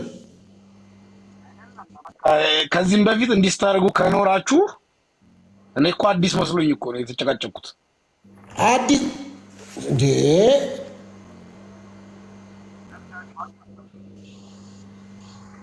ይላል እንዴ? በር ማለት ነው። ሳሙና 5,000 ብር ሚሊኒየም አዳራሽ ተመዝግበ ቃሊቲ መድንድ ኮሬደ ነው የምትታጠበው በሳሙናው። እውነት እኮ ነው። አብና አታስታውስም? አታውቅም? ኃይሌ አታውቅም? አልነበራችሁም? ሰምተህ ሳሙና እንደተሸጠ ምን ሳሙና ብቻ ብዙ ነገር እንደተሸጠ ብዙ ነገር ማባስቶ እንደሸጠ እናውቃለን። ፐርሰናል ደግሞ የተለቀቁብንን ማባዛውን ነው። ቆይ ስማኝ፣ የተለቀቁብንን እኮ አባስቶ የለቃቸው እሱ አይደለም ወይ? አሁን የምናያቸውን እኮ በየመድረኮቻችን ላይ የምንጮህ አባስቶ የሸኘው ራሱ አይደል? ከሳሙናውም የበለጠ እኮ እንደ አዲስ ልምምድ ታዲያ ያንን አሁን ኃይል የተቃውመሃል። የሳሙና የዚህ እንትኑን 1 ሚሊዮን ለምን ይሸጣል ብለህ ተቃውመሃል። እራት አሁንም ተቃዋሚ ነኝ። እንኳን አይደለም የዛሳት አክሊል ባይዘው ያወራበት ላይ ደግፌዋለሁ። አምልኮተ ሰብ ያለውን የሊሊን ደግፌያለሁ። አክሊል በደንብ ነው የምደግፈው። ለምንድን ነው የምትደግፈው ብለህ ጠይቀኝ። እሺ መጽሐፍ ቅዱስ ምንድን ነው ስለ አምልኮ የሚያወራው? ሁልጊዜ የምናገረው ነው። እንግዲህ መጽሐፍ ቅዱስ አሁን ቅድም ወንድሜ አቤላ እያወራ ነበር። በቅድሚያ ግን ሁላችሁንም ሰላም ብያለሁ። ፓስተርም ጠፍተሃል፣ አኪም ወንድሜም ሌሎቻችሁንም ሰላም ብያለሁ። መጽሐፍ ቅዱስ በያዕቆብ መልእክት ላይ ምዕራፍ 1 የመጨረሻ ቁጥር ላይ 3 ነገር ነው የሚናገረው ስለ አምልኮ። አንደኛ ራስን መጠበቅ ከድፍ፣ ቀጥሎ ደግሞ ወላጅ የሌላቸውን ሕፃናቶች መጠየቅ። እሱ ነው አምልኮ ነውር የሌለበት ነው የሚለው። ነውር የሌለበት አምልኮ ይሄ ነው፣ በእግዚአብሔር ፊት የሚወደደው ይሄ ነው ብሎ ነው ያዕቆብ የሚጽፍልን። አሁንስ እያየን ያለነው አምልኮ ምን አይነት አምልኮ ነው የሚለው ጥያቄ ነው። ቅጥ ያጣ የትኛውም አምልኮ ለእኔ ፈንጠዝያ ነው የሚሆነው። ለእኔ ብቻ አይደለም ለሌላውም አማኝ። ትክክለኛ የእግዚአብሔርን ነገር ያወቀ ፊቱን የሚፈልግ ሰው፣ መጽሐፍ ቅዱሱን በቅጡ የተረዳ ሰው፣ ምን እየተካሄደ እንዳለ የሚገባው ሰው። ቅጥ ያጣ ፈንጠዝያ ሲሆን አምልኮ መሆኑ ይቀርና ዝላዩ ወደ አሁን እያየናቸው ወዳለው ነገር ይዞራል ማለት ነው። ለዚህ ነው ብዙውን ጊዜ ስናወራ መዝሙሩ ላይ አይደለም። እኔ አሁን መዝሙሩማ የምንሰማው ቤታችን ያለ ተከስተን በጣም የምወደው የማከብረው አብሬው ፎቶ ልነሳ እንኳን የምፈልገው አይነት ሰው ነው ተከስተ። እስከዛሬ ባይዘው አንድ ጊዜ ነው ያገኘሁት እኔ ያኔ አማኑኤል አዲስ አበባ በጣም የምወደው ማለት ግን ቅጥ ያጣ ይሆናል። አንዳንድ ጊዜ ከኋላ ያለው ማጀቢያ ሲገባለት፣ ላይቱ ሲገባለት፣ ምኑ የሆነ ነገር ሲሆን ያ ዝማሬ ቅጥ ያጣና ፈንጠዝያ ሆኖ ይቀራል ማለት ነው። ከአምልኮ ያልፋል። ምን ይሆናል? ተበለሻሽቶ ሌላ ነገር ይሆናል ማለት ነው። አንዱ እሱ ነው። ሁለተኛው አሁን ላይ እያየነው ያለነው በኢትዮጵያ ምድር ከልዬ ኮንሰርት አዘጋጀ ተከስተ፣ ቀጥሎ የሆነ ዘማሪ ኮንሰርት ያዘጋጀ የሆነ ዘማሪ ኮንሰርት። ይሄ ልክ ነው ወይ ነው? አግባብ ነው ትላለህ? ታዲያ ምን ችግር አለው? በኢትዮጵያ ምድር ስንገፋ ጴንጤዎች በስንዴ ነው የመጣችሁት፣ በሰልባጅ ነው የመጣችሁት፣ ምድራችን እንዳልሆነ አገራችን እንዳልሆነ መጤዎች እንደሆንን እየተነገረን በኖርንበት ሀገር ላይ አሁን ደግሞ እኩል ነን፣ እኛም ሀገራችን ነው ምድራችን ነው። በዚህ ምድር ላይ እኛ እኮ በሸራ በዩኤንኤችሲአር ሸራ መከራ ስንበላይ ነው የኖርን ሰዎች እኮ ነን። ስለዚህ ዛሬ ላይ ከሀገራችን ድርሻ አለን፣ እኛም ማምለክ እንችላለን። በየአደባባዩ በየቦታው ላይ አምላካችንን የማምለክ መብት አለን፣ እኩል ነን ብሎ ማለት ምንድን ነው ችግሩ? ለሚመጣው ትውልድ የእኛን አይነት መከራ እኛውን ከአባቶቻችን የተሻልንን ከኛ የተሻለ ደግሞ ልጆቻችን እንዲያገኙ እድል እንዲኖራቸው እንደ ቤተ እምነት እኮ አንቆጠርም ነበር። አሁን እኮ ነው በቅርብ እኮ እኛ እኮ እንደ ንግድ ፍቃድ ከሰላም ሚኒስቴር እየሄድን እንደ ቡና አስመጪና ላኪ እኮ ፍቃድ እያወጣን ይኖር ነበር። ያው ለኃይሌ ምን ትመርጣለህ ካልከኝ ያኛው ጊዜ የሸራው ጊዜ ይሻል ነበር። የሸራው ጊዜ ሰው ላይ ነበር ትኩረቱ፣ ወንጌሉ ሰው ላይ ነበረ፣ ትምህርቱ ሰው ላይ ነበረ፣ ዝማሬው ሰው ላይ ነበር ትኩረቱ፣ ኢየሱስን የሚያሳይበት ዘመን ነበር። አሁን ቢልዲንግ ላይ ሆነ ትኩረቱ፣ ሰው ራቀ፣ ሰውን መግፋት ጀመርን፣ ሰውን ማባረን ጀመርን። አሁን እኛ እየሰራን ያለ ነው ለራሳችን መታወቂያ ዝና፣ የራሳችንን ሐውልት አቋሚ ሆነ። አሁን እሱ ነው ትክክል ነው የምትለው? ያኛው አይሻልም? የሸራው ዘመን አይሻልም? ይጀመር ስፒሪት ትክክል አይደለም። አሁን ሰዎች ኮንሰርት የሚያዘጋጁበት ስፒሪት አንዱ ስህተቱ እንደ ሰው አንቆጠርም ነበር እንደ ሰው አሁን ተቆጠርን ለማለት ከሆነ እግዚአብሔር አይደለም አሁንም እየተመለከ ያለው ማለት ነው። ራሳችንን ለማሳየት ነው። አምልኮ ሲጀመር እኩልነት ማሳያም አይደለም። እኛ ምጽአተኞች ነን፣ እንግዶች ነን። ስለዚህ ሰዎች የፈለጉትን ሊያደርጉ ይችላሉ። እንደ ሰው መብታችን መጠየቅ ተገቢ ቢሆንም በዚህ ልክ ግን በተለይ ከዚህ ከአዲሱ መንግስት ለውጥ ተከትሎ ገባ እያሳዩ በፕሮቴስታንት ዘንድ እየታየ ያለው ከመድረክ ጀምሮ እግዚአብሔር እንዲህ ይላል ብሎ ለቤተ መንግስት መልእክት የሚያመጣ መልእክት ተናጋሪ ከመብዛቱ ጋር ከድጋፍ በጣም ቅጥ ካጣ ድጋፋችን ጋር ተያይዞ ከዙፋኑ ላይ ወይም ከቤተ መንግስት ለሚነሱ እያንዳንዱ ጥፋቶች ፕሮቴስታንትን ተጠያቂ የሚያደርግ ማህበረሰብ ሳናቅ እየፈጠርን ነው። እንደውም አሉታዊ ጎኑ ከፍተኛ ነው። እኛ ወንጌል ነው የያዝነው። ወንጌላችን ደግሞ የቤተ መንግስትን አጥር ተደግፎ የሚቆም ወንጌል አይደለም ያለን። ወንጌላችን በክርስቶስ ኢየሱስ መስቀል ላይ በሞቱ በውርደቱ በትንሣኤው ላይ የተመሰረተ ነው እንጂ ወንጌላችን እንጂ የማንም መንግስት መኖር አለመኖር። ግን ምን ችግር አለው? እንደዛስ ቢሆን በኢትዮጵያ ታሪክ ሃይማኖትና ቤተ መንግስት እኮ አንድ ላይ አይደል ሲሄዱ የኖሩት? ለምሳሌ ስለዚህ ስህተትን አንደግምማ እኛ እኮ ስህተትን አንደግምማ እኛ አይደለም። ምን ስህተት አለው? ምንም ችግር የለም። ዓለም ላይ ያሉ መንግስታቶች በሙሉ ነው። ቤተክርስቲያን ይወልክ ከፈርስት ሴንቸሪ ጀምሮ ወደ ቤተክርስቲያን በጣም በቃ የእግዚአብሔርን ነገር እየጣለች የመምጣቷ ችግር የሮም መንግስትና ቤተክርስቲያን እጅና ጓንት ከሆኑ በኋላ ነው የቤተክርስቲያን የቁልቁለት መንገድ የተጀመረ። ቤተ መንግስትና ቤተክርስቲያን ሰፊ ልዩነት አላቸው። ለምንድን ነው ልዩነት ያላቸው ስትል እኛ መንግስት እየጠበቅን ያለን ሰዎች ነን። እዚህ ሀገር ላይ ወይም የትኛውም ሀገር ላይ ብንኖር ላለው መንግስት ብንገዛም ህጋዊ ብንሆንም ታዛዥ ብንሆንም ሰላማዊ ብንሆንም ቅሉ እውነተኛው መንግስታችንን ግን ከሰማይ የምንጠብቅ ሰማያዊ ዜጎች መሆናችን መረሳት የለበትም። ይህን ስል ሀገራችን ላይ ንብረት አናፍራ አንኑር ሰላም አይኑረን እያልኩኝ ሳይሆን በጣም በቅጥ ያጣ የመጠባበቅ ነገር በተለይ ለሚፈጠሩ ስህተቶች ጴንጤን ተጠያቂ የማድረግ ችግር በማህበረሰቡ ዘንድ ይታያል። መንግስታት ይለወጣሉ፣ ሰው ከዙፋኑ ላይ ይቀየራል። የዛን ሰዓት ላይ ማይሆን አሻራ ምንም ባላደረገው ማህበረሰብ ላይ ይሆናል።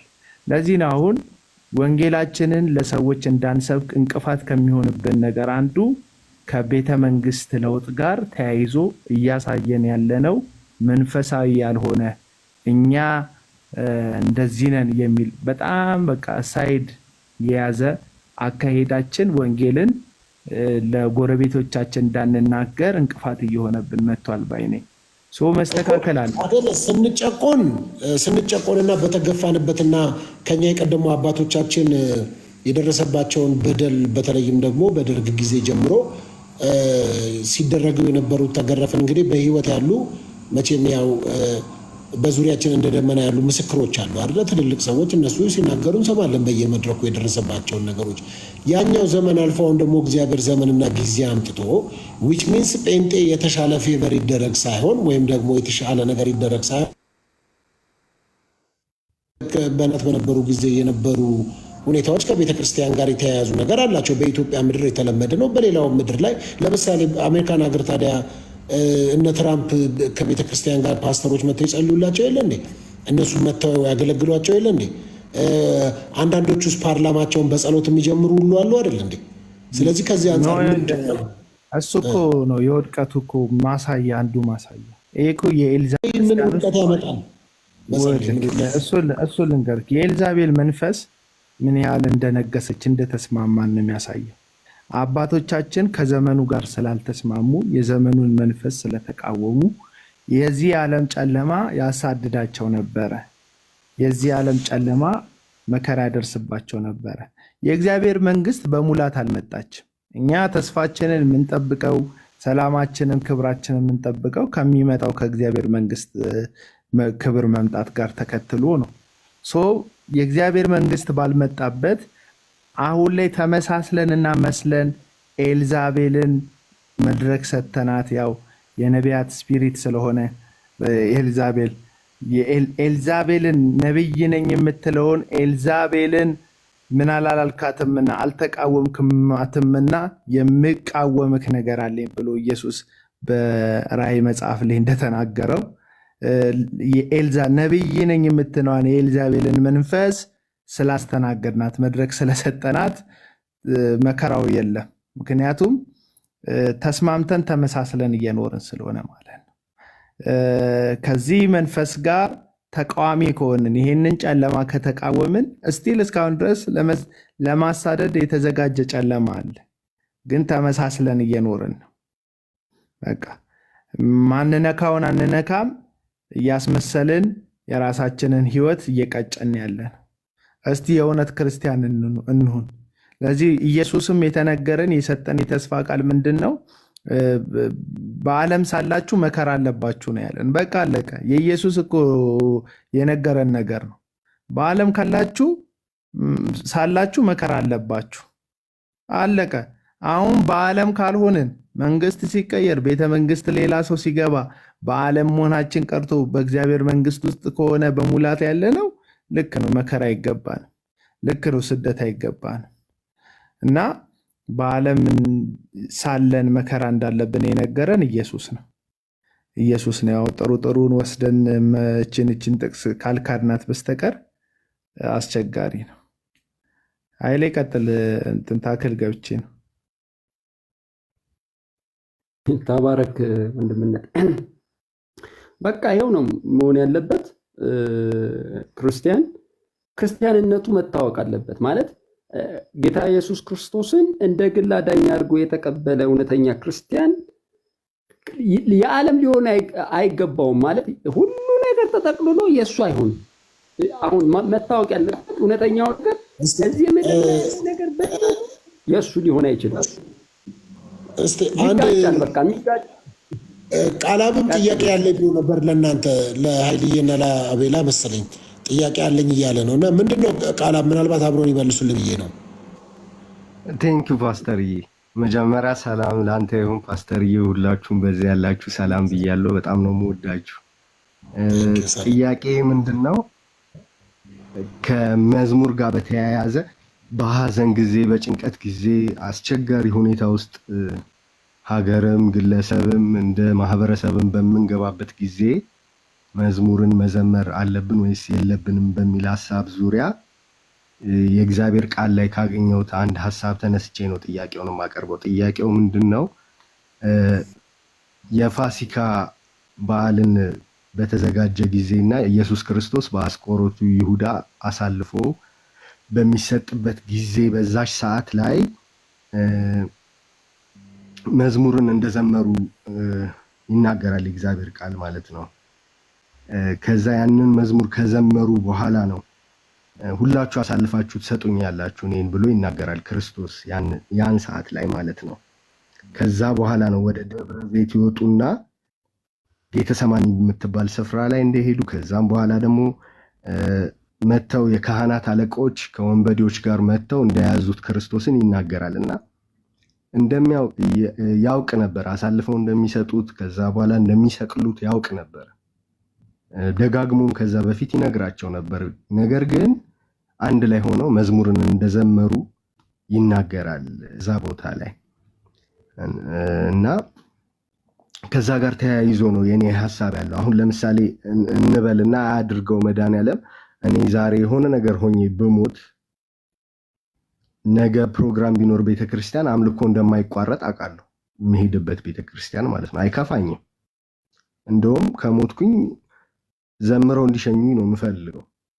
እንደ አንድ ጴንጤ፣ እንደ አንድ ክርስቲያን ማለት ነው፣ እንደ ግለሰብ የማስበው እና ክርስቶስም ያቺን የስቃይ ጊዜ እንደሚያሳልፍ ስለሚያውቅ ስለነበረ ወዙ እንኳን እንደ ደም ነጠብጣብ ከላዩ ይፈስ ነበር ይላል። እና ያንን ጸሎት ከመጸለያቸው በፊት መዝሙር መዘመራቸው ምንን ያሳያል? መዝሙር መዘመር እንዳለበት አያሳይም ወይ በምንም ሁኔታ ውስጥ የሚል ጥያቄ ነው ያለኝ። አመሰግናለሁ።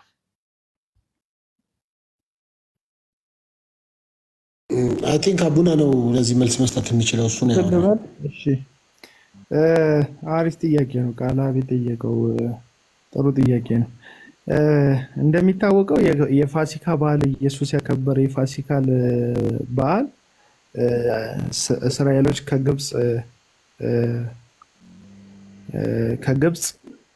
ወደ አዲሲቷ ሀገር ማርና ወተት ታፈሳለች ተብሎ ተስፋ ወደ ተሰጣቸው ወደ ከነዓን መንገድ በጀመሩ ጊዜ እግዚአብሔር እንዲያመልኩ እንዲያከብሩ የሰጣቸው በዓል ነው።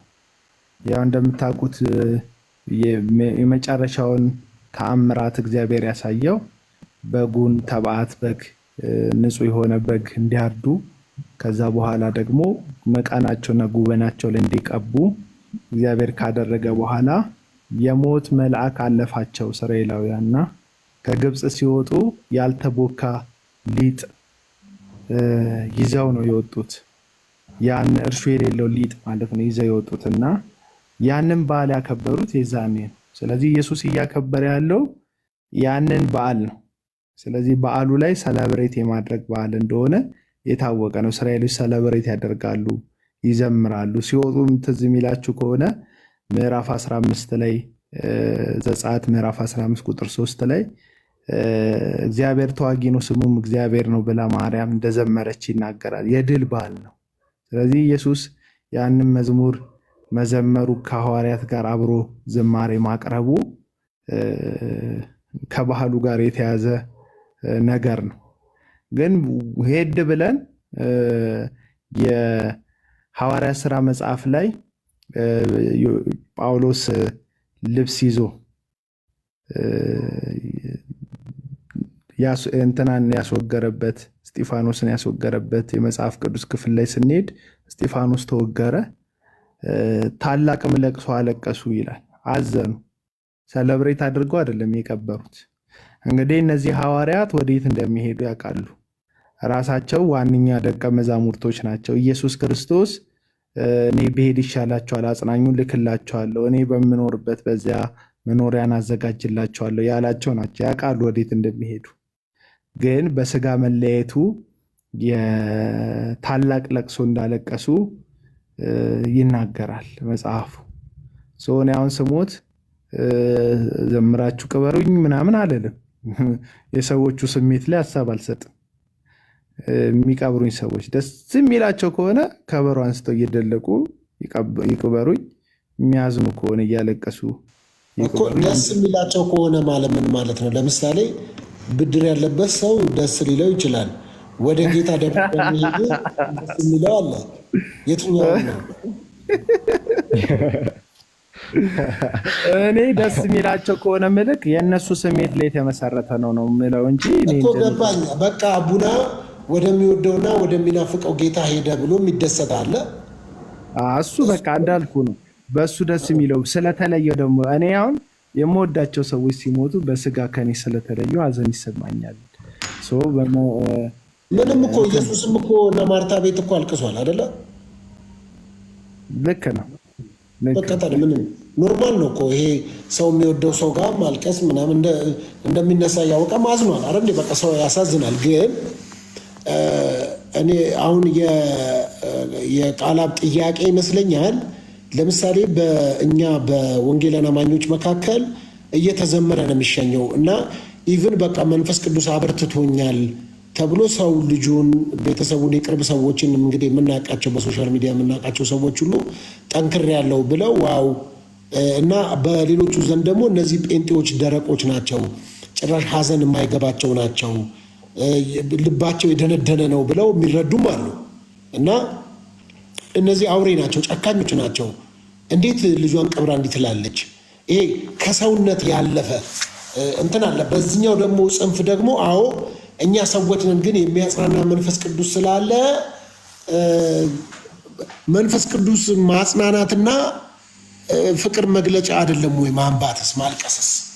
ቅድም እንዳልከው ሰው ሲለየን በቃ የምወደው ሰው ካጠገቤ ስለተለየ ነው እኔ ወደ አንተ እስክመጣ ድረስ በቃ በጣም መለየት አሳዝኖኛል ብሎ ሰው ማልቀስስ ምን ችግር አለው ነው? ያው በአንድ መልኩ ያንተንም ሀሳብ ስለምስማማ በጣም ዊርድ የሚሆኑብኝ ነገሮች ስላሉ ማለት ከዛ አንጻር ማለት ነው። እስቲ ምንድን ነው ሀሳብ ያንተ? ሲጀመር የተናነቃቸው በተለይ ትንሽ እኔ እውነተኛ ታሪክ ላይ ላውራ ነበር። እሺ ተናገር።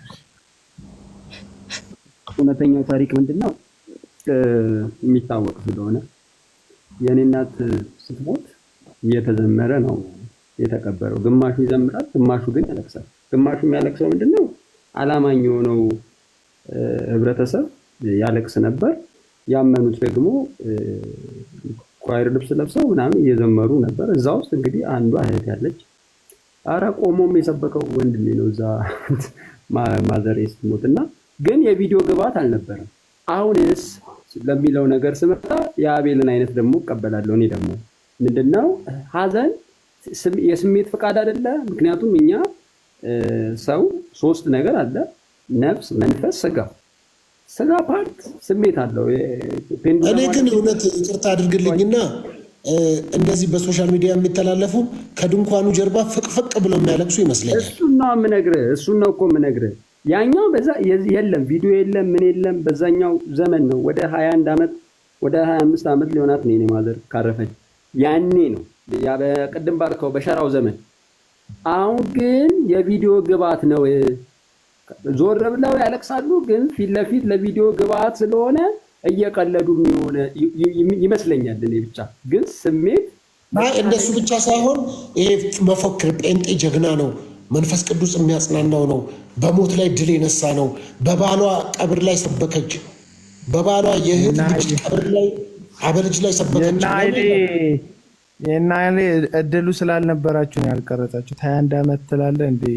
21 ዓመት ልቅረጽስ ብትል በምን ታስቀርጻለህ? እሺ ወደ ሀሳባችን ለመግባት ይቅርታ በመሀል እዚህ ጋር ለአቤላ ጥያቄ አለኝ። አንድ የሰፈር ሰው ነው እና በጌታ ነው እና አያቱ አረፉ። ከዛ አያቱ ሲያርፉ ለቅሶ ማታ ቢሆን የሚለው መዝሙር አወቀው። እሱን እየዘመረ ነበር። ሰውየውን ታውቀዋለህ? ለመንገር ፈልጌ አይደለም፣ ግን እሱ ያደረገው ነገር ስህተት ነው አቤላ ወይስ ልክ ነው?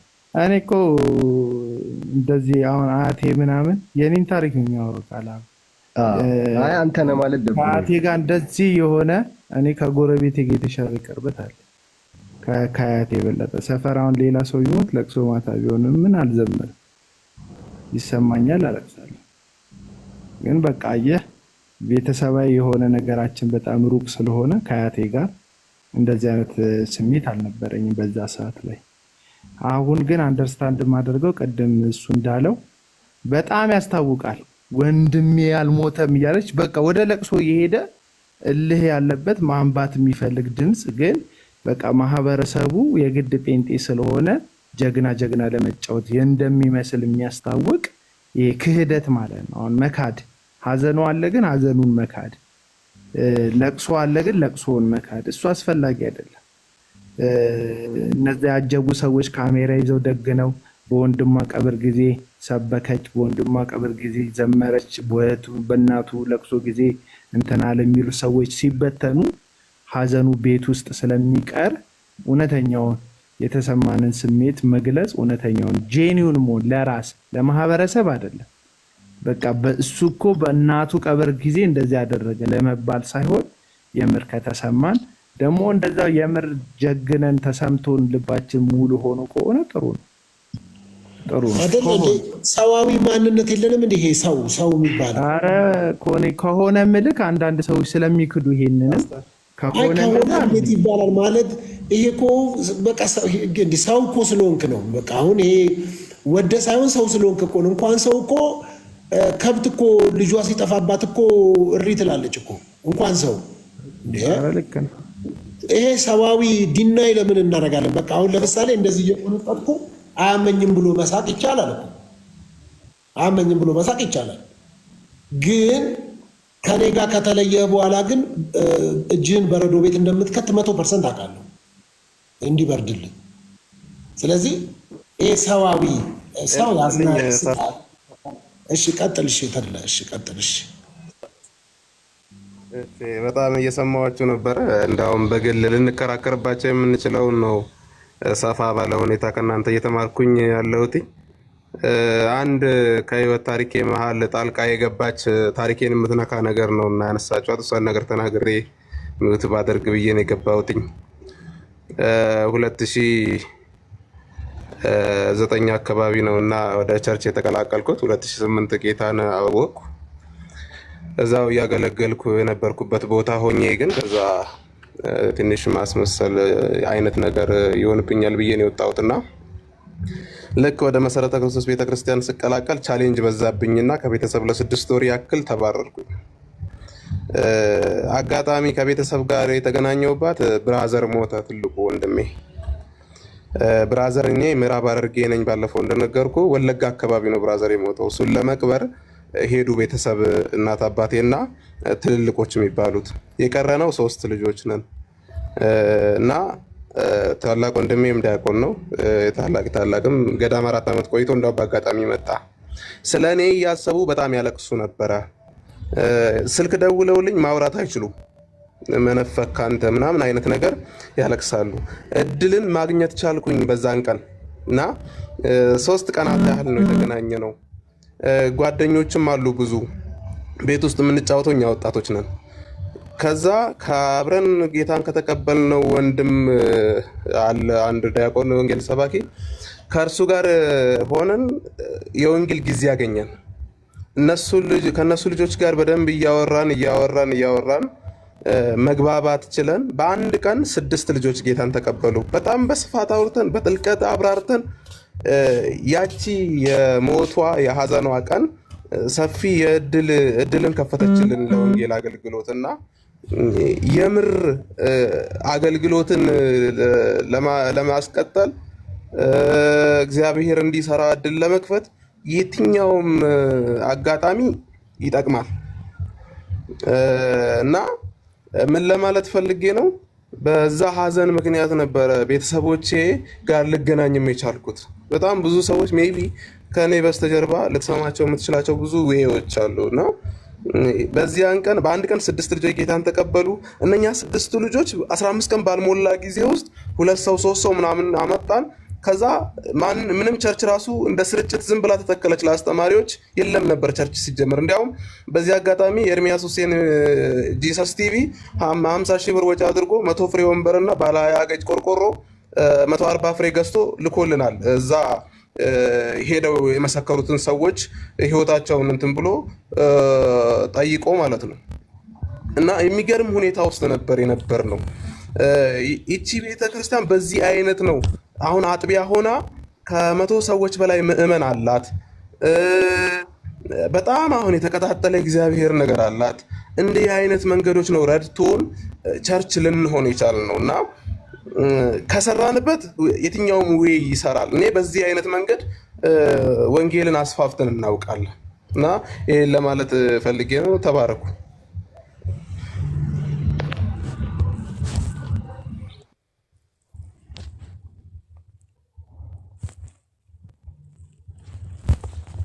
ፓስተር አሁን ያወራው ወንድሜ በምኑ አጋጣሚ ማለት በለቅሶ አልቅሰህ ነው ወይስ ተዘምሮ ነው ወይስ ተሰብኮ ነው? እንዴት ነው የሰራችሁት? አልገባኝም። ሊመጡ የቻሉት እኛን ሊያጽናኑ ነው የመጡት። ለቅሶውን ሂስ አድርጎ ነው የመጡት። እሳቤው የተሰበሰቡበት ምክንያት ለቅሶውን እንጂ ወንጌል ሊሰሙ አይደለም። እነሱንም እድል ላገኝ የቻልኩት እኔ ሊያጽናኑኝ ነው የመጡት። በዛ ዌይ የመጡትን ሰዎች ነው የተጠቀምኩባቸው። በየትኛውም አጋጣሚ እኔ መኪና ውስጥም ላገኘው፣ አዘን ቦታም ላገኘው፣ ቸርች ውስጥም ላገኘው ያልገባው ነገር ካለ ስለ ወንጌል ሁሌም ክፍት ነኝ።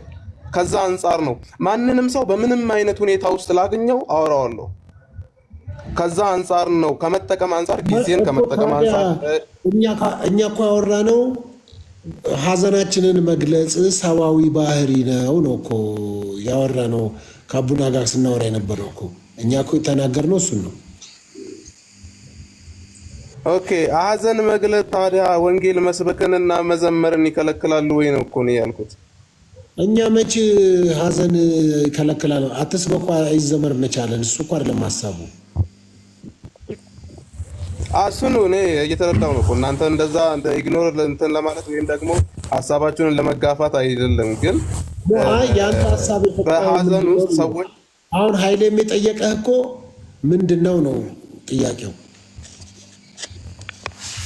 ኦኬ፣ በሰው ባገኘው አጋጣሚ ያገኘውን ሰው የማገልገል እድል ካመነበት ቢያገለግልና እድሉን ቢጠቀምበት ሁሉም በገባውና መንፈስ ቅዱስ በመራው ወይም መንፈስ ቅዱስ በዚህ ወይ ሞልቶኛል ውስጤን ብሎ ባሰበበት በዚያ ቢቀጥል አግባብነት አለው ብዬ ነው እኮ። እኛም እኮ መጥፎ ነው አላልንም።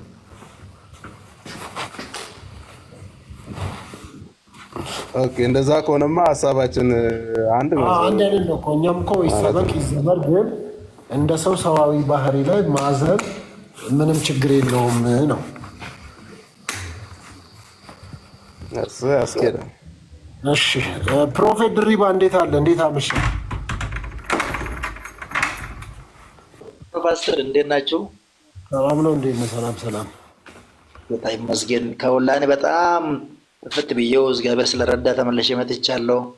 ዛሬ ደግሞ ምስክርነት አለኝ ብዬ ነውና፣ እሺ ምንድን ነው ምስክርነት? እስቲ ንገረን። አንድ ቀን እኔ ጅማ ከተማ ወንጌል ብዙ አመት ተቀጥሬ ስሰራ ነበርኩበት አንድ ቸርች ትንሽ በቃ ደሞዙ ቆረጡና ተቸግሬ ነበረ። የሚበላ የሚጠጣው በጣም አጥቼ ሙዝ በልቼ ያደረኩበት ሰዓት እንደ አጋጣሚ አንተ እዚህ ጌስት ላይ ገባው።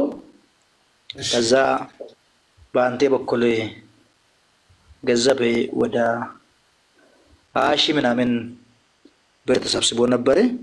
ብሩን ሁሉ ነገር ሰብስቤው ወደ አዲስ አበባ መጣው። ቤት ተከራይቼ ገባው እና የሚገርም ደግሞ የራሴ ተከራይቼ በ5,000 ብር 3ኛ ፎቅ ላይ እዚህ ቦሌ ራብሳ ተከራይቼ ገባው። አንድ ክላስ ምርት ተከራይቼ ገባው። አሁን ደግሞ ቸርች ልጀምር ቦታ አገኘው። የሚገርም ቦታ አግኝቼ 16,000 ብር የሚገርም ክላስ አዳራሹ አገኘውና ነገ ውሉን ውስጥ ይገባለሁ እና በአንተ በኩል ባለፈው በጣም እግዚአብሔር ትልቅ ነገር ከሞት እግዚአብሔር አተረፈኝ። ጌታን እጅግ አድርጌ አመሰግናለሁ። ጌታ ኢየሱስ ይባርክ። ከኔ ጎን የቆሙ ወንድሞች እህቶች እዚህ ካሉ ጌታ ኢየሱስ ክርስቶስ እነሱን ይባርክ። አሁንም ነገ እንግዲህ ትልቅ ቸርች እግዚአብሔር ቢፈቅድና ብንኖር ነገ ውል ውስጥ ገባለሁ እና እጄ ላይ ያለች ከ20 ሺህ ይዤ የመጣው ወደ 15,000 ብር ነው። በ5,000 ቤት ተከራይቻለሁ እና ቦሌ ራብሳ ላይ እንግዲህ መጥቼ ጉብኝት እንድታደርጊ ፈልጋለሁ ፓስተር። እና በጣም የሚገርም ጊዜ እግዚአብሔር በአንተ በኩል አዳነኝ። ብዙ ነገር እግዚአብሔር ረዳኝ። እግዚአብሔር ባርኪ ኖርልኝ። አመሰግናለሁ። እና የሚገርም ጊዜ ችግር ነበር። እግዚአብሔር በአንተ በኩል ደግሞ ረዳኝ እና እስከዚህ ድረስ አሁን ተጠቀምኩ ነው።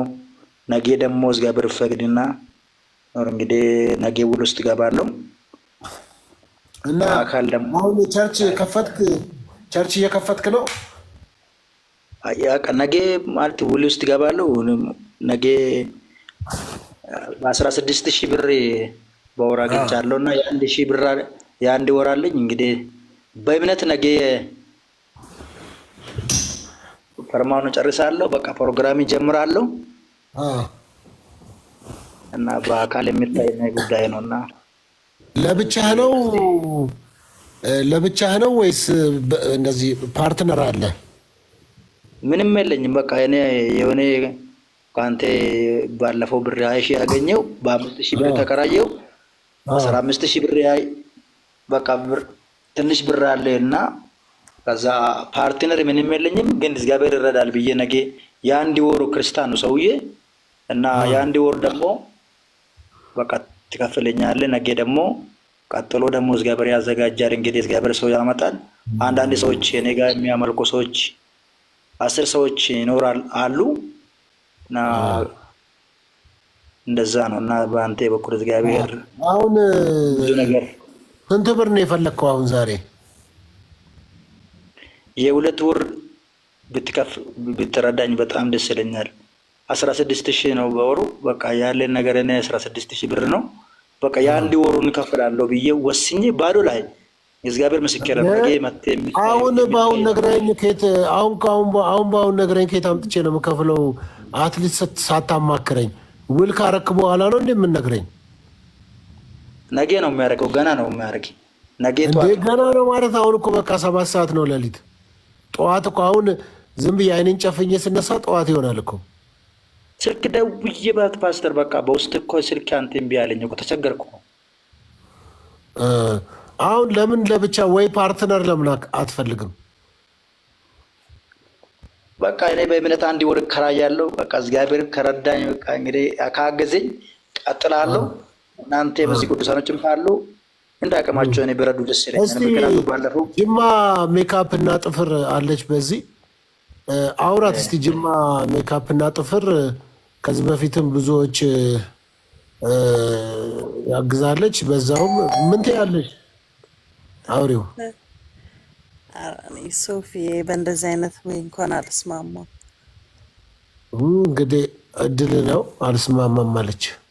እስቲ ለእኔ አንድ ትንቢት ይተንብይልኝ ሶፊ። ሰማይ ይስማማል፣ ችግር የለም። እግዚአብሔር እኔ ነገር ይቀጥላል። ጌታ ይባርክሽ ሲስተር፣ ያስጀመረ ይጨርስልኛል። ምንም ችግር የለም እኮ እሷ እኮ የምትለው አሁን አንድ ትንቢት ለሚለው እንግዲህ እንዴት ነው የሚለው እንደው ማድረግ ብቻ ነው። እስቲ ተንብይልኝ፣ እስቲ አንድ ትንቢት ተንብይልኝ። እንደው ነብይ ከሆን ከአይን ከተገለጠ እናሆ ትንቢት ያስፈልገኛልና ተንብይብኝ እስቲ። አይ ትንቢትማ እግዚአብሔር ዘንድ እግዚአብሔር ሲናገር ነው እንጂ ዝም ብዬማ ከመሬት ተነስቼ እንዴት ትንቢት እናገራለሁ? ማይ እግዚአብሔር ቃሉ ሲሞላ ቃሉን ላኪ ፈወሴ ከሞቱ ጉድጓድ አዳነ ይባላልና ትንቢት ከኪስ አይደለም፣ እግዚአብሔር ሲናገረኝ ነው። ምን ፈለግሽ አንቺ? በማንኛውም ሰዓት ላይ መጸለይ አትችልም? ይቻላል። ሰማይ ክፍት ነው እኮ። በማንኛውም ሰዓት ታዲያ መስማት አትችልም? መገለጥን ማየት አትችልም?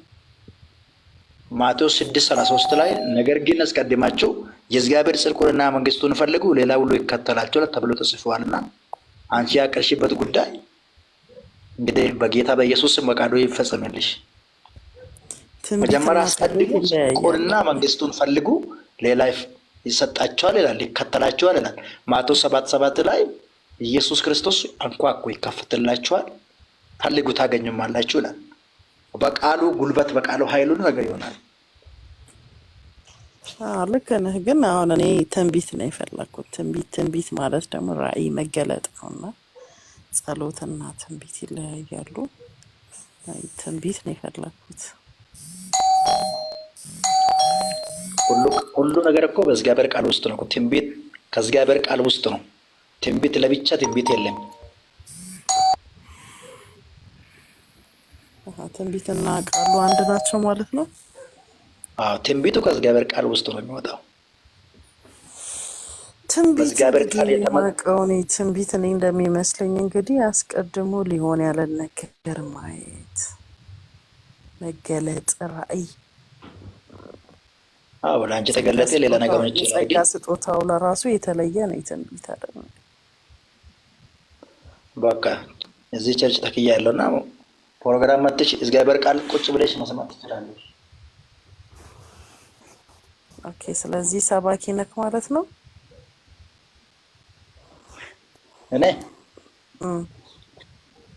እናማ የክርስቶስ ሰራተኛ ነኝ። ክርስቶስን የሚያሳይ አገልጋይ ነኝ። ክርስቶስን የሚሰብክ ሰው ነኝ። በሞትና በትንሳኤ ነብይ ነህ፣ ወንጌላዊ ነህ፣ ፓስተር ነህ። ነብይ ነኝ። ታዲያ መተንበይ እንዴት ያቅትሃል? አይንህ ከተከፈተ የነብይነት ጸጋ ከተሰጠክ ተረክ አድርገህ አይተህ መናገር ነው እንጂ ሁሉም ጊዜ አለ ይላል እኮ። እኔ የተናገርኩ ጉዳይ ሌላ ነው፣ አንቺ የተናገርክ ነገር ጉዳይ ሌላ ነው። አሁን የሚያስፈልግኝ እኔ የእግዚአብሔር ጅማ ቆጪ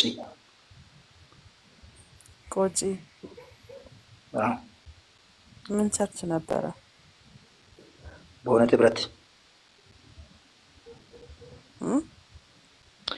ህብረት ካስቀየምኩ በጣም ይቅርታ። ኧረ ችግር የለም። ምንም እኮ የሚያስቀየም ነገር የለም። ጌታ ይባርክሽ። ምንም ችግር የለም። እግዚአብሔር ከዚህም በፊት በወንድሜ በኩል ፓስተር ሶፊ በኩል እግዚአብሔር ስለረዳኝ ስላግዘኝ ጌታን ማመስገን ፈልጌ ነው። ተቸግረ ነበረ። የሰው ልጅ ሞት ይቸገራል። ሁሉ ነገር ደግሞ ያለፋል። አንቺም አላስቀየምሽውም፣ ትክክል ነሽ። ግን ፕሮፌት ይቅርታ በመሀል ስለገባው ያው ሰዓት መጠቀም ስላለብን ነው። ፕሮፌት ድሪባ ቅድም ገብቶ በሶፊ በወንድማችን በኩል ስለተደረገለት መልካም ነገር ሲያመሰግን ይሄ በጣም ደስ የሚል ስብዕና ነው።